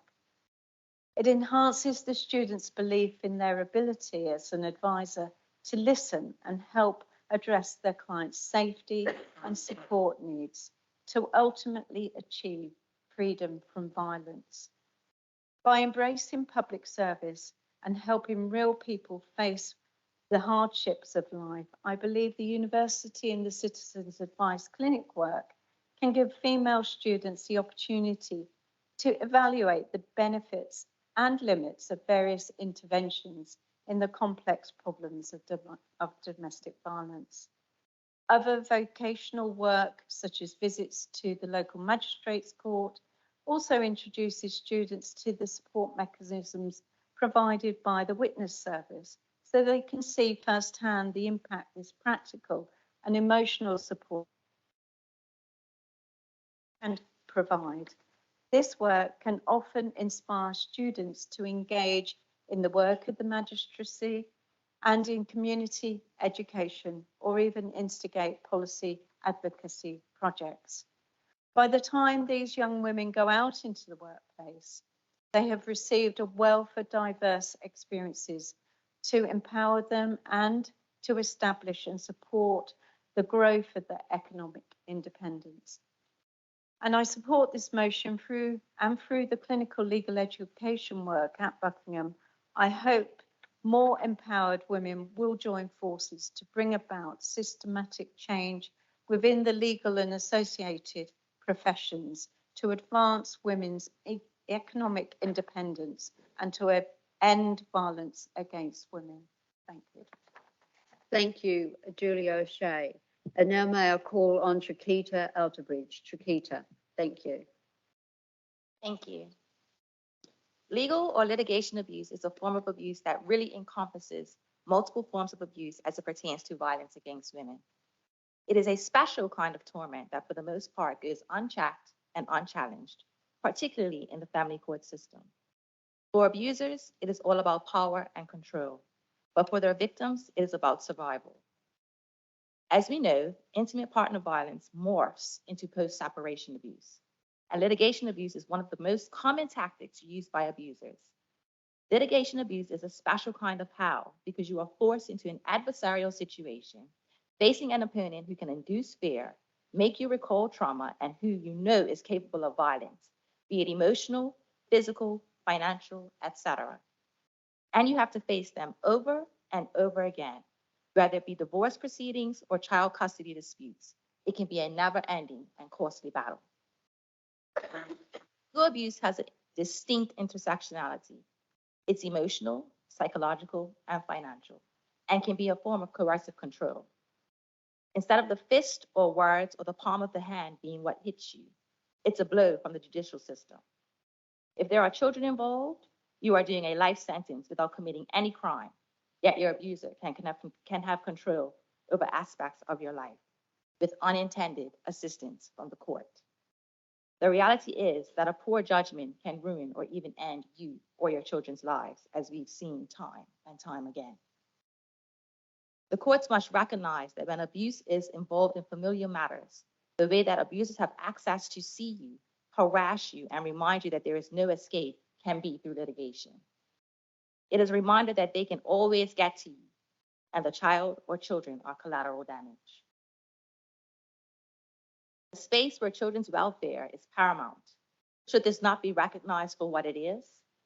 Why are judges reluctant to put protocols in place to prevent the misuse of the family court system, particularly against women? Why are people who are abusive to women not considered a danger to children as well? The reason could be that abusers often have multiple personalities, at minimum 2. I call it the Dr. Jekyll and Mr. Hyde syndrome. Why? Because the person who shows up in court is Dr. Jekyll, charming, charismatic, presenting the very best of themselves, and puts on a very convincing act. However, Mr. Hyde is who the courts do not see, but is who the victim or survivor knows all too well. Someone with no conscience or consideration for who or what they hurt, as long as they get what they want. It's scary how often that ploy works. It's amazing how often Darbo tactics work in their favor. This makes family court a living, never-ending nightmare. For many, appearing in court or getting summoned to court triggers anxiety and post-traumatic stress disorder. It impacts on your behaviors at work and in the home because it is emotionally and mentally draining. If you need legal advice or representation, it puts a strain on the financial resources that you do have and has the potential to put you into debt or in a place where you cannot afford legal representation. It impacts your financial independence. Psychologically, you live in a constant state of fight or flight, only for any concerns that you have for the welfare of yourself and of your children to be put to the side or ignored in favor of children need both parents. I wholeheartedly disagree with this. What children need are whole, healthy, healed, safe, and stable parents who prioritize them. What they do not need is to witness one parent being dragged through court for often frivolous, unfounded, and unproven allegations time and time again. Continuous applications and appeals are abuse. While it can be acknowledged that there is a need to uphold one's access to justice, there also needs to be recognition that one's right to justice should not give them the access or right to abuse women. Because of the beliefs and experience of myself and those who I know with domestic abuse and its impacts, I second this motion in hopes that these ongoing concerns can be addressed. Thank you. Thank you. Thank you, Trikeita Outerbridge. And now may we come to Anna Kvit. Anna.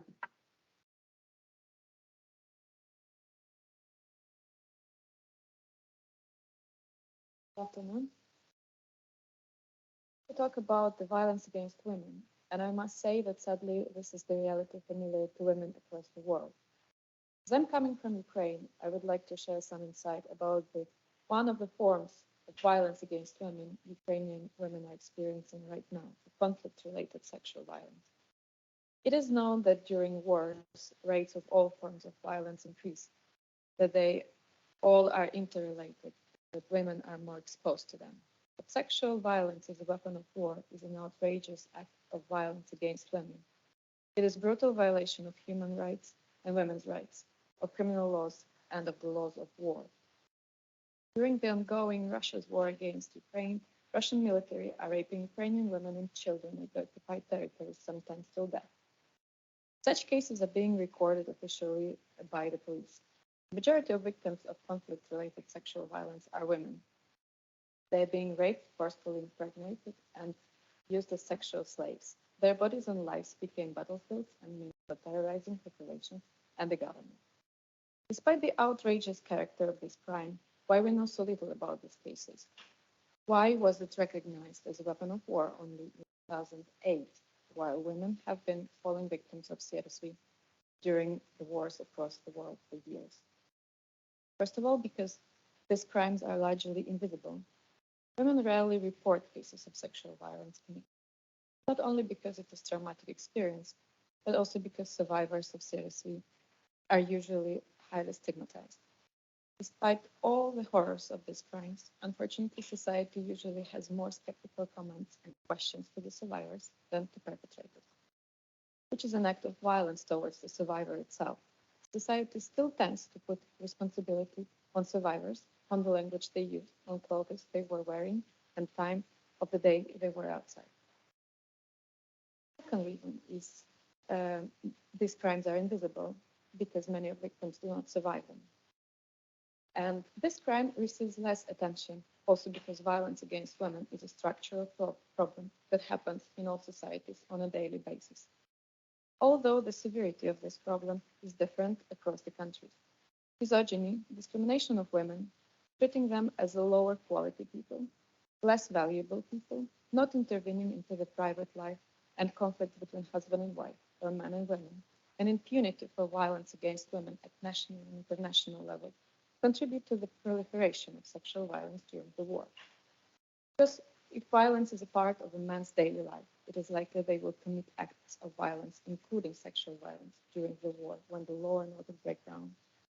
Toleration of violence leads to more violence in crisis situations. And what I want to say with it, when women are assaulted at streets at home, raped during wars, when they are systematically paid less, when they are the first to lose jobs in situations of crisis, when policies aimed at combating violence against women are not adopted and are not implemented, and when all these acts of violence and discrimination are invisible and tolerated, this is violence not only at an individual, but also violence at level, but also violence committed by the society and by the state. CEDAW tells us that discrimination can be formal and informal, direct and indirect, which means it can happen at the level of laws, but also at the level of norm. It is very important to advance the laws and policies, but it is also crucial to change the habits, the mindset, and the understanding of what violence is in order to prevent the violence against women at all levels and to prevent the devastating consequences it can lead to. Thank you. Thank you. Thank you, Anna. Anna Kvit, thank you. And now I'd like to call upon Dr. Cynthia Umezulike. Cynthia, thank you.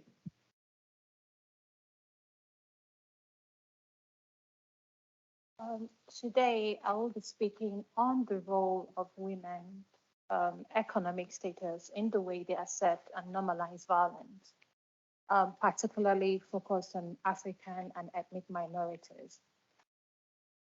As a human rights lawyer and activist, it is important I start by making my first statement.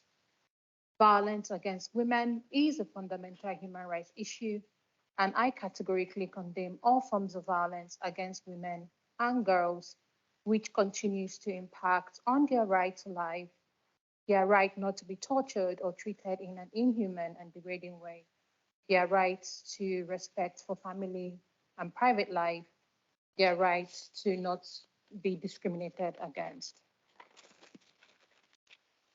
It is also important that I start by relaying some key facts. 35% of women in sub-Saharan Africa would experience intimate partner violence, which is 5% more likely than the global average. According to the World Bank, 51% of African women report that being beaten by their husband is justified if they either go out without permission, neglect the children, argue back, burn the food, or refuse to have sex.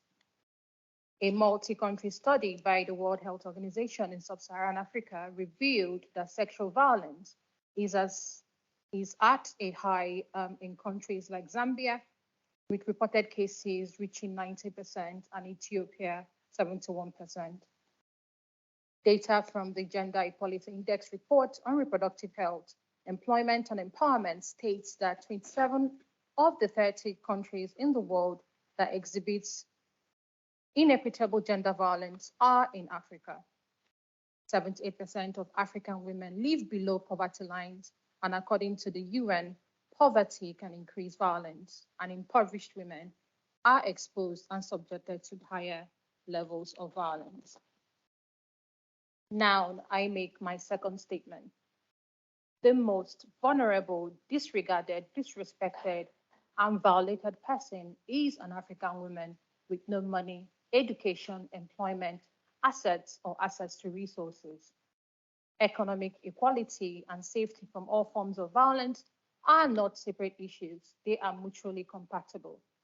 I make this statement boldly, or as Nigerians would say, with my full chest, having spent my formative years in Nigeria, West Africa, where the economic system is deliberately built to ensure that women are relegated to the background and remain domesticated, invariably stripping them of economic independence.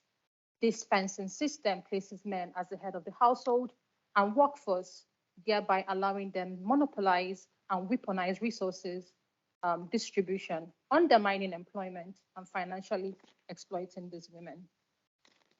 The fewer economic resources women has access to in terms of sustainable assets, job security, or education, the more dependent they are on the men.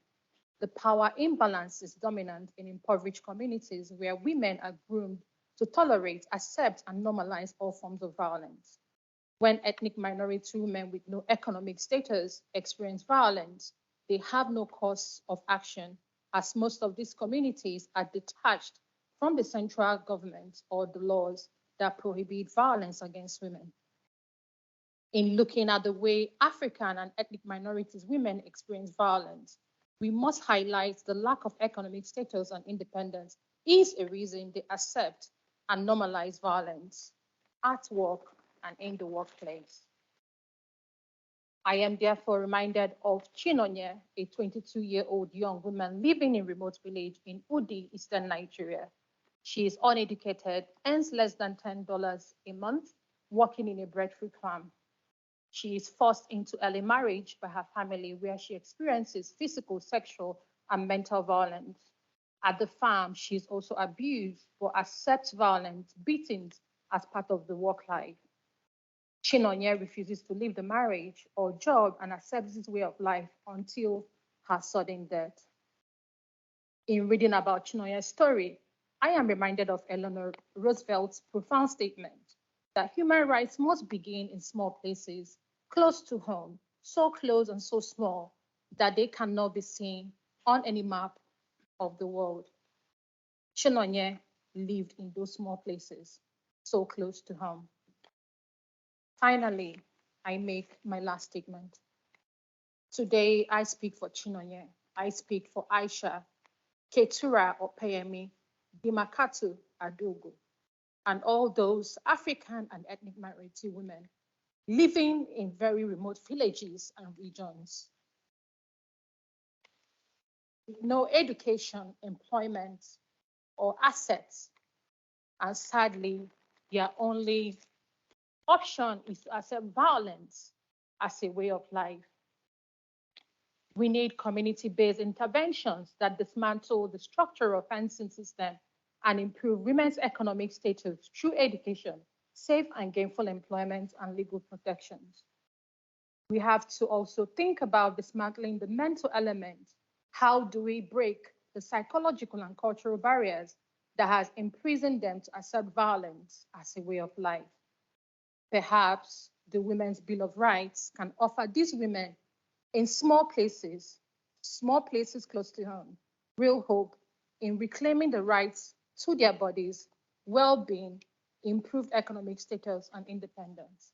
I support this motion. Thank you. Thank you, Cynthia Umezulike. Thank you. And now may I call on Clare Reeve. Clare. ADHD affects over 1.5 million adults in the UK, yet only 4.9% of women will be diagnosed in their lifetime, compared to 12% of men.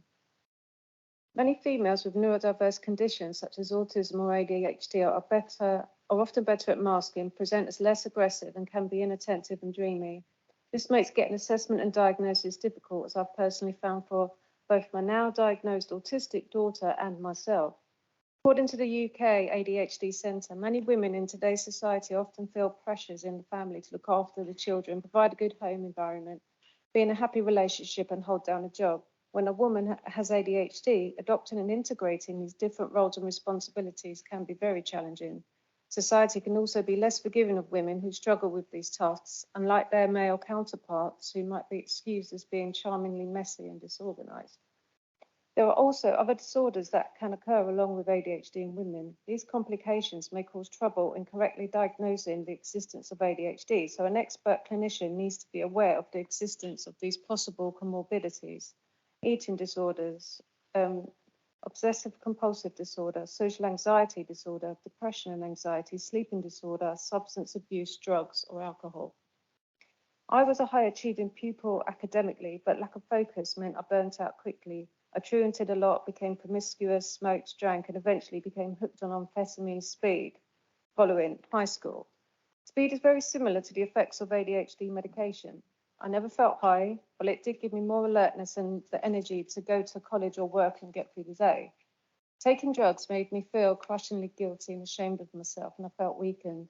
But self-medicating can be common for those with ADHD, as we need to release the brain chemicals such as endorphins and serotonin that affect focus and attention. These brain chemicals are in short supply in those with ADHD. I had abusive relationships with men from the age of 12.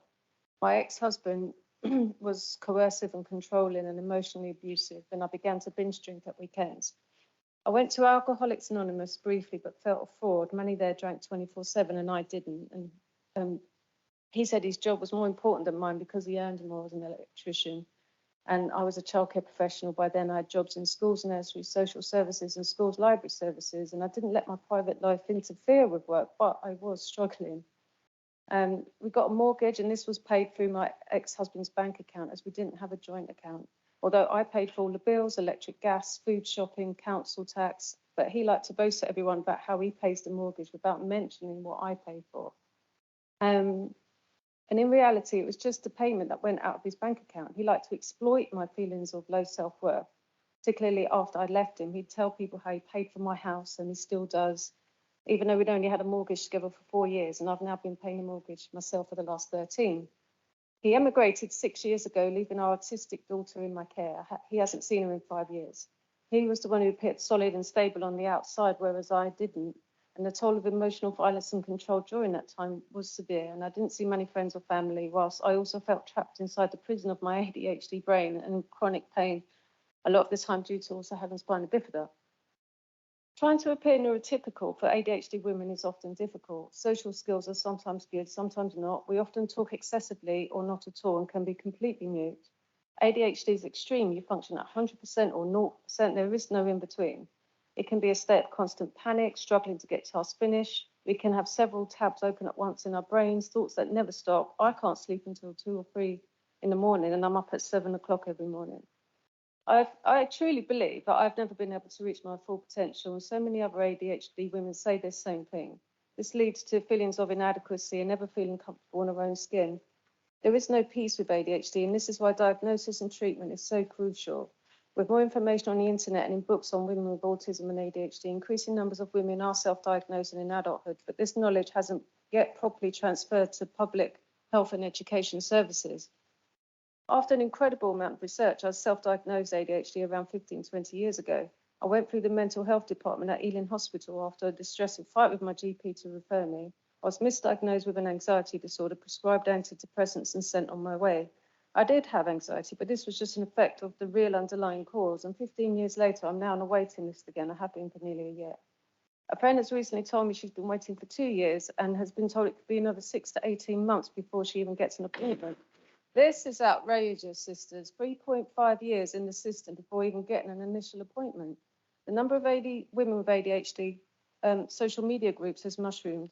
Women saying the same things, unable to focus, find energy, with low self-esteem, processing issues, poor social skills, and feeling inadequate as mothers or within colleges or workplaces. Not all of these women will have ADHD, but they need an assessment, proper triaging to find out. The lack of healthcare available to neurodiverse women is a form of violence. The aggressive pathway to assessment and diagnosis is violent. Even the name attention deficit hyperactivity disorder is violent. Negative terms like deficit and disorder. I have great attention to tasks that interest me with my hyper-focus and determination to see some things through. However, I can appear unorganized in the patriarchal society that we live in. The man's world designed to control the masses, particularly women. My scattered brain has its benefits, and I can sometimes get several tasks done at once whilst being interested in a vast variety of things and being willing to explore and see outside the box. But sometimes this means burnout, and society still sadly judges women like me. My mum and my grandmother both had similar traits, and according to a meta-analysis of twin studies, the heritability of ADHD is estimated at 77 to 88%. There are also intersectional issues, including religion, race, sexuality, and class, which will also complicate the impacts of ADHD on women. According to the ADHD UK Centre, just as different as we are as individuals, people with ADHD have different millstones and challenges to overcome, depending on their age and gender. Untreated and undiagnosed ADHD may have a critical impact on a woman's mental, physical, and social avenues.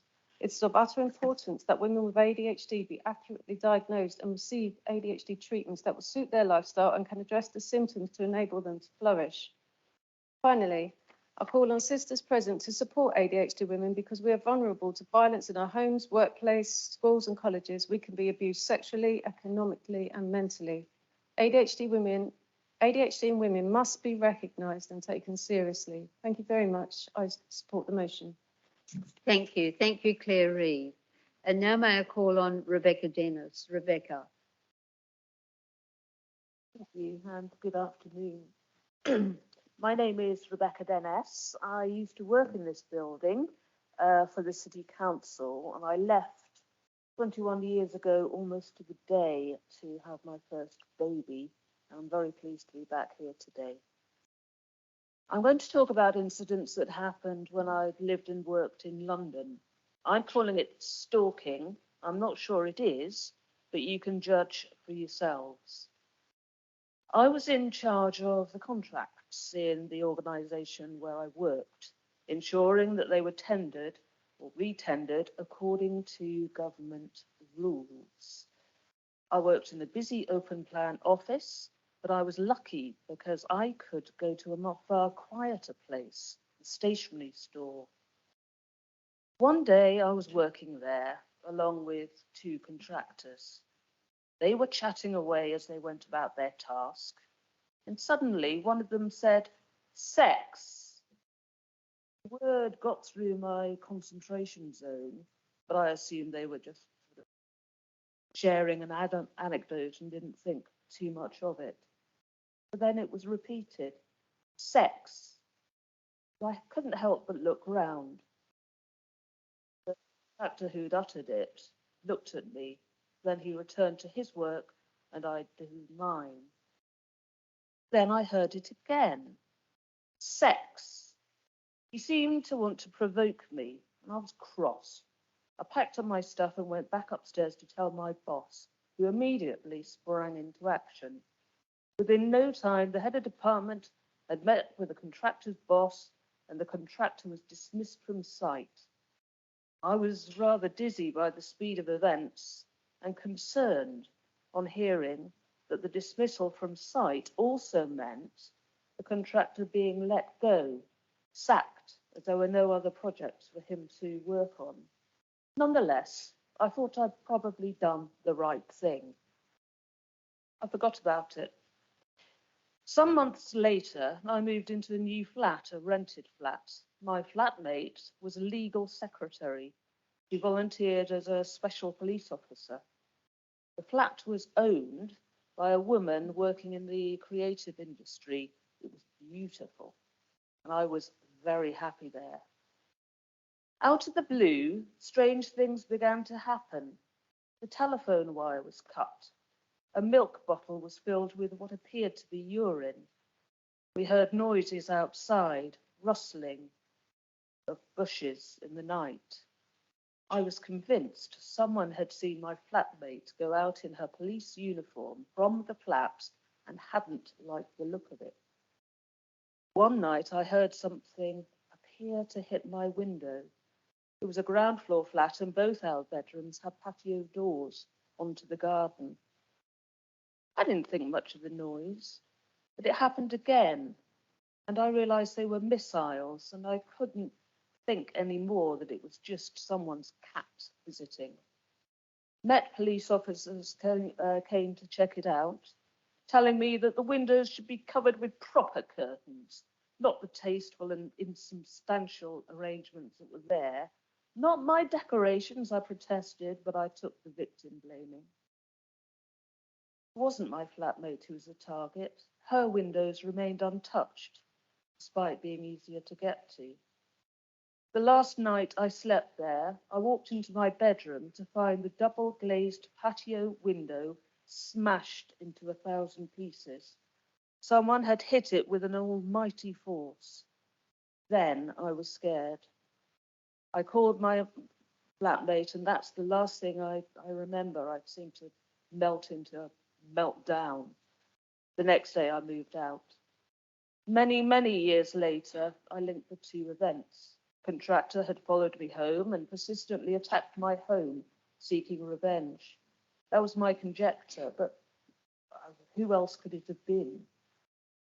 That's the end of my story, but I need to end the talk. I do that with a reflection, which is simply this. Had I been naive? I reported the contractor. He was punished. He was meant to realize he was wrong and stop doing it. But it didn't seem to work out that way. But unless those women who can do report violence, it will not end. I support the motion. Thank you. Thank you, Rebecca Dennis. Thank you. And now I'd like to pass to Kate Biscardi. Thank you, Kate. Like change of tack now, back to some statistics.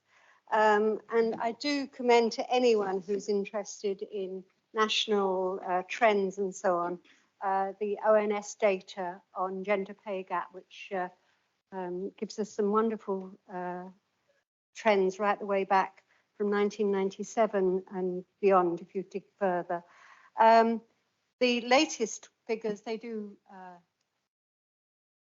ask us to look at with caution because of the impact of COVID and furlough and so on the data. But what we have shows some quite remarkable differences. The situation overall, and when I say overall, I do mean not just in COVID times, but the overall situation does seem to be improving with a decrease in the pay gap overall, but it does hide some serious inequalities.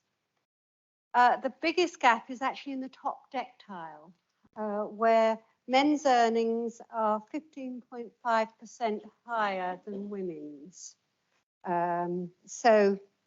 Or I should say women's earnings are 15.5% less than men's because the base is men's pay.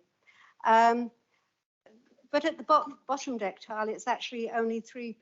So there's this huge inequality at the top, which may not seem terribly significant, but it's important to remember that these women in these top positions, Linda mentioned when she was talking about WASPI that there were only 2 women in cabinet at the time.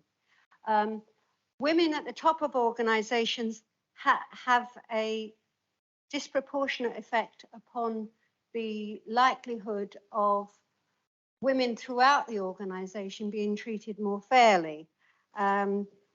This goes back to point 3 in the motion itself, of course, that national and the private sector recognise their responsibility and roles in ending violence against women, and part of that goes back to economic independence, and they're actually being women at the top. So it's not just that there aren't as many women at the top, but those who are there aren't earning as much as the men. Now, the pay gap is smallest in Northern Ireland and biggest in South East England and London, where the pay gap is the only region where the pay gap is similar in most recent figures to 1997. And those latter 2 regions are the ones where long commutes are common. And this is something that I don't think anybody has really thought that much about. But women seem to favour shorter commutes if they're asked what they would rather have, a longer commute for more money. Men and women will react very differently. Men will take the long commute for the more money, and women will take the shorter commute for less money, which of course impacts on on long-term earnings and ultimately on pensions.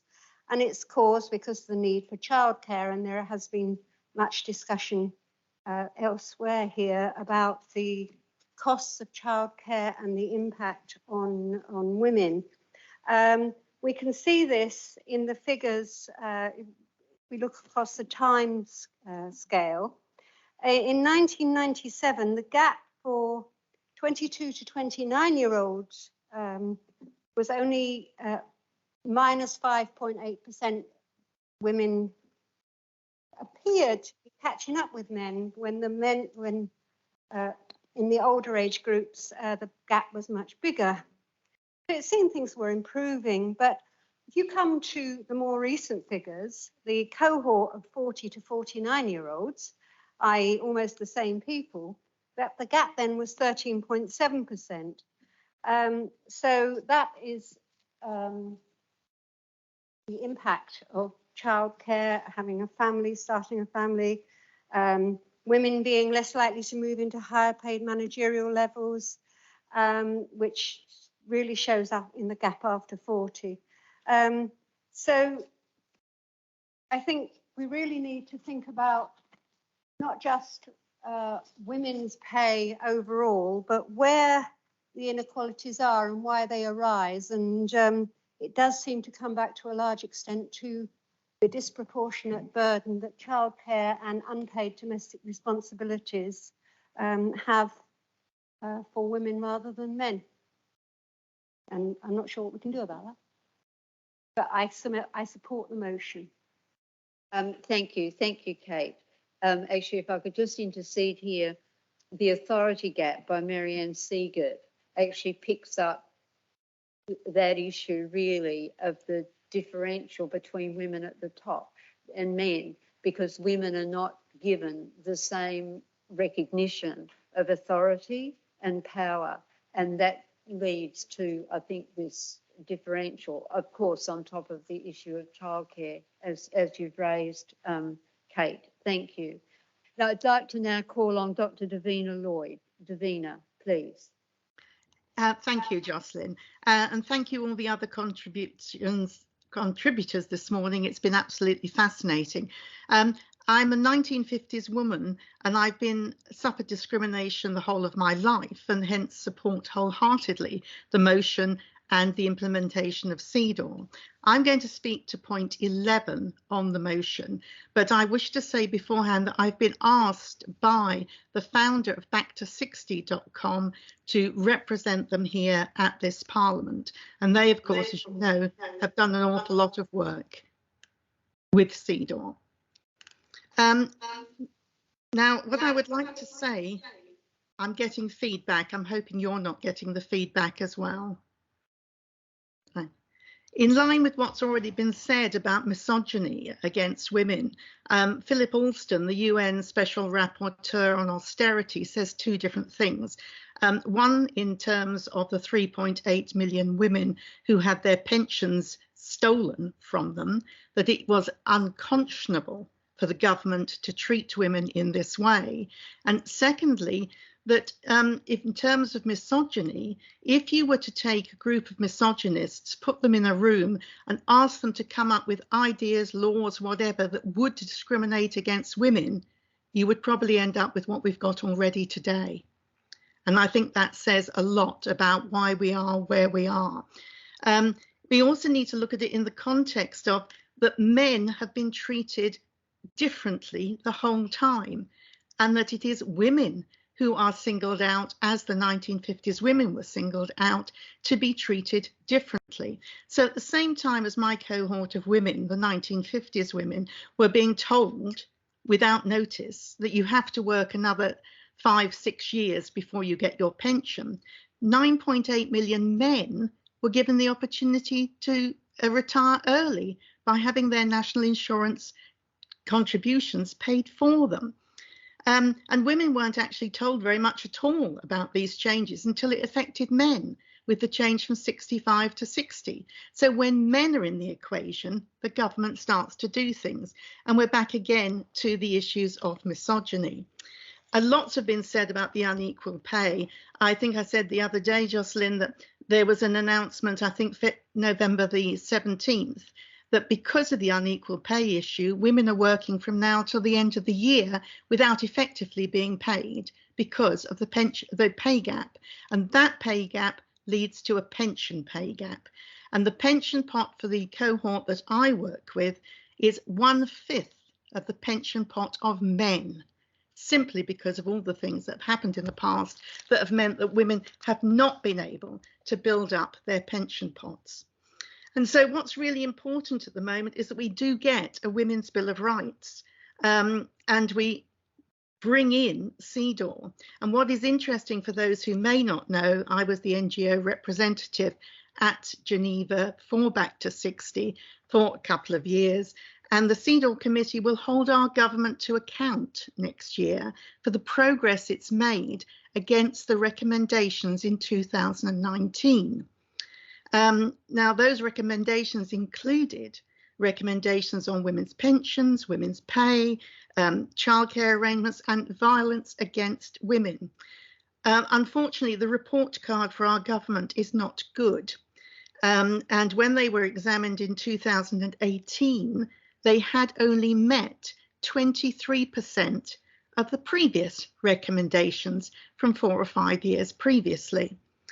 And what is notable, that one of the witnesses to the tribunal that we held this July was Dr. Elgin Safarov, and he is the vice chair of the CEDAW committee in Geneva, and he is in no doubt how much our government has to do to meet its obligations to women and girls. It appears at the moment that our government is not ashamed of the breaches that it has to international law such as CEDAW. We have signed up to it, and therefore we are legally obliged to adhere to it, even if it hasn't gone through the full ratification. And the singling out of the 1950s born women to bear the brunt, really, of this equalisation plan of state pensions ages is irrefutably discrimination. It irrefutably breaks all the articles of CEDAW, and those women must be returned to the position they would have been in prior to those changes taking place. And this was clearly stated by Meg Hillier as well, who is the chair of the Parliamentary Public Accounts Committee. And in January 2021, in referring to another DWP misstep, if we can call it that, she said very clearly that departments that make errors through maladministration have a duty to put those it wronged back in the position they should have been. Now, the CEDAW People's Tribunal, as I said, this July concluded that direct discrimination against women had taken place. This report was taken to number 10 Downing Street on the 1st of November. And it was published online yesterday, so you're all welcome to look at it and to see what needs to be done. And on behalf of the tribunal, the CEDAW in Law People's Tribunal, I would like to share with you this letter to the Prime Minister. And please note that the Right Honourable Rishi Sunak has the power to overturn the UK Supreme Court's out-of-time decision in the discrimination matter regarding 1950s women, utilising the dissenting opinion inherent in the judge's report, where direct discrimination is found. And there is other examples of this. It goes as follows. Dear Prime Minister, direct discrimination. The CEDAW in Law People's Tribunal 2022 and its patrons calls on behalf of the 1950s women victims for you to meet in due haste with the judge as per her personal earlier invitation. An opportunity to overturn the Wednesbury unreasonableness of the UK Supreme Court's paper thin, as a matter of public opinion, decision now presents itself, since indeed the court itself indicated the matter was a parliamentary one. Favourable consideration to a free vote in this matter of conscience to meet the debt of honour, as the opposition has called it, will settle the moral issue. As you will be aware, one appropriate parliamentary mechanism is a temporary special measure, which is Erskine-May proof and has been used successfully in the past. A general election is becoming ever more likely, and the voting bloc in question is mobilised to protect its interest. Please be advised that the legal challenge has been identified in the said matter, and explorative dialogue with the CEDAW Committee, Geneva, is underway. We look forward to your response as a matter of high priority. And that's sent on behalf of Joanne Welsh, the founder of the CEDAW in Law People's Tribunal, and the patrons, Dr. Nazir Afzal, OBE, KC, Ian Byrne, MP, Professor John Cooper, KC, David Henke, Dr. Charlotte Proudman, Sam Smethers, and our academic consultant, Lord Prem Seeker. So what we're asking for is a call for action, that the Prime Minister and the Leader of the Opposition now have the perfect opportunity to return the earned dues of those 1950s women. And it's about time. The whole way through this proceedings, we've been talking about time. How long have we been waiting for various things to happen? We need a Women's Bill of Rights now. While we're waiting for that to go through Parliament, let's have a temporary special measure to at least address one of the issues. And that issue is the 1950s women's pension scandal. And it is a scandal that these women have been discriminated in this way.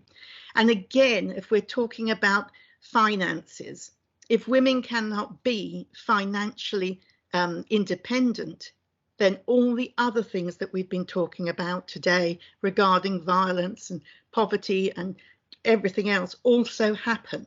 We have to do something now. I support the motion wholeheartedly and call for action now. Thank you. Thank you. Thank you, Davina Lloyd, Dr. Davina Lloyd. I'd just like to conclude on this note before we second the motion and agree to the motion. Back in 1793, Edward Christian, who was the editor at that time of Blackstone's Commentaries on the Laws of England, said, "I fear there is little reason to pay a compliment to our laws for their respect and favour to the female sex." He was saying that because Blackstone had put the proposition in his work that women were the favoured group within society because of the rule of coverture. The rule of coverture was that the man, the husband, controlled everything, that once a woman and man were married, there was one person, and that person was the husband, and the wife was covered by the husband. That was the rule of coverture. And Edward Christian, in 1793, that the Blackstone's Commentaries was first published in 1753, and 40 years later, in 1793, Edward Christian could see that it was false to say that women were advantaged by the laws of England. And then we come to 1995, Race, Gender and Power in America, when Judith Resnick, in her chapter in that book, From the Senate Judiciary Commission to the County Courthouse, the relevance of gender, race and ethnicity to adjudication, said this: "The temptation to avert one's eyes from seeing the ways in which gender, race, ethnicity, class and sexual orientation frame judgments is powerful. What does one do in the face of pervasive gendered and racialized interpretations of fact, of credibility and of legal doctrine? How does one run the court system?" And having heard the issues that were raised today, particularly in relation to the pensions gap, one could and should add age to that list of gender, race, ethnicity, class and sexual orientation. This fits in with the issues that are raised by every woman here in this Women's Parliament, and particularly in relation to age and the pensions gap, which must be focused on, because women are not going to be economically independent until that pensions gap is closed. And the pensions gap won't ever close so long as all the other issues that have been raised by women here are in existence. That is, the issues of childcare, the issues of violence against women, the issues in that regard of coercive control, of stalking, of assault, of rape in the community of women who in their ordinary and everyday lives simply want to live a life that's free, where we can walk on the streets, where we can go into our homes and live in our homes without the existence of the rapist within the home also, as well as on the street. So I now put the motion that is before this Women's Parliament, and I call for everybody present to second the motion. Is the motion seconded?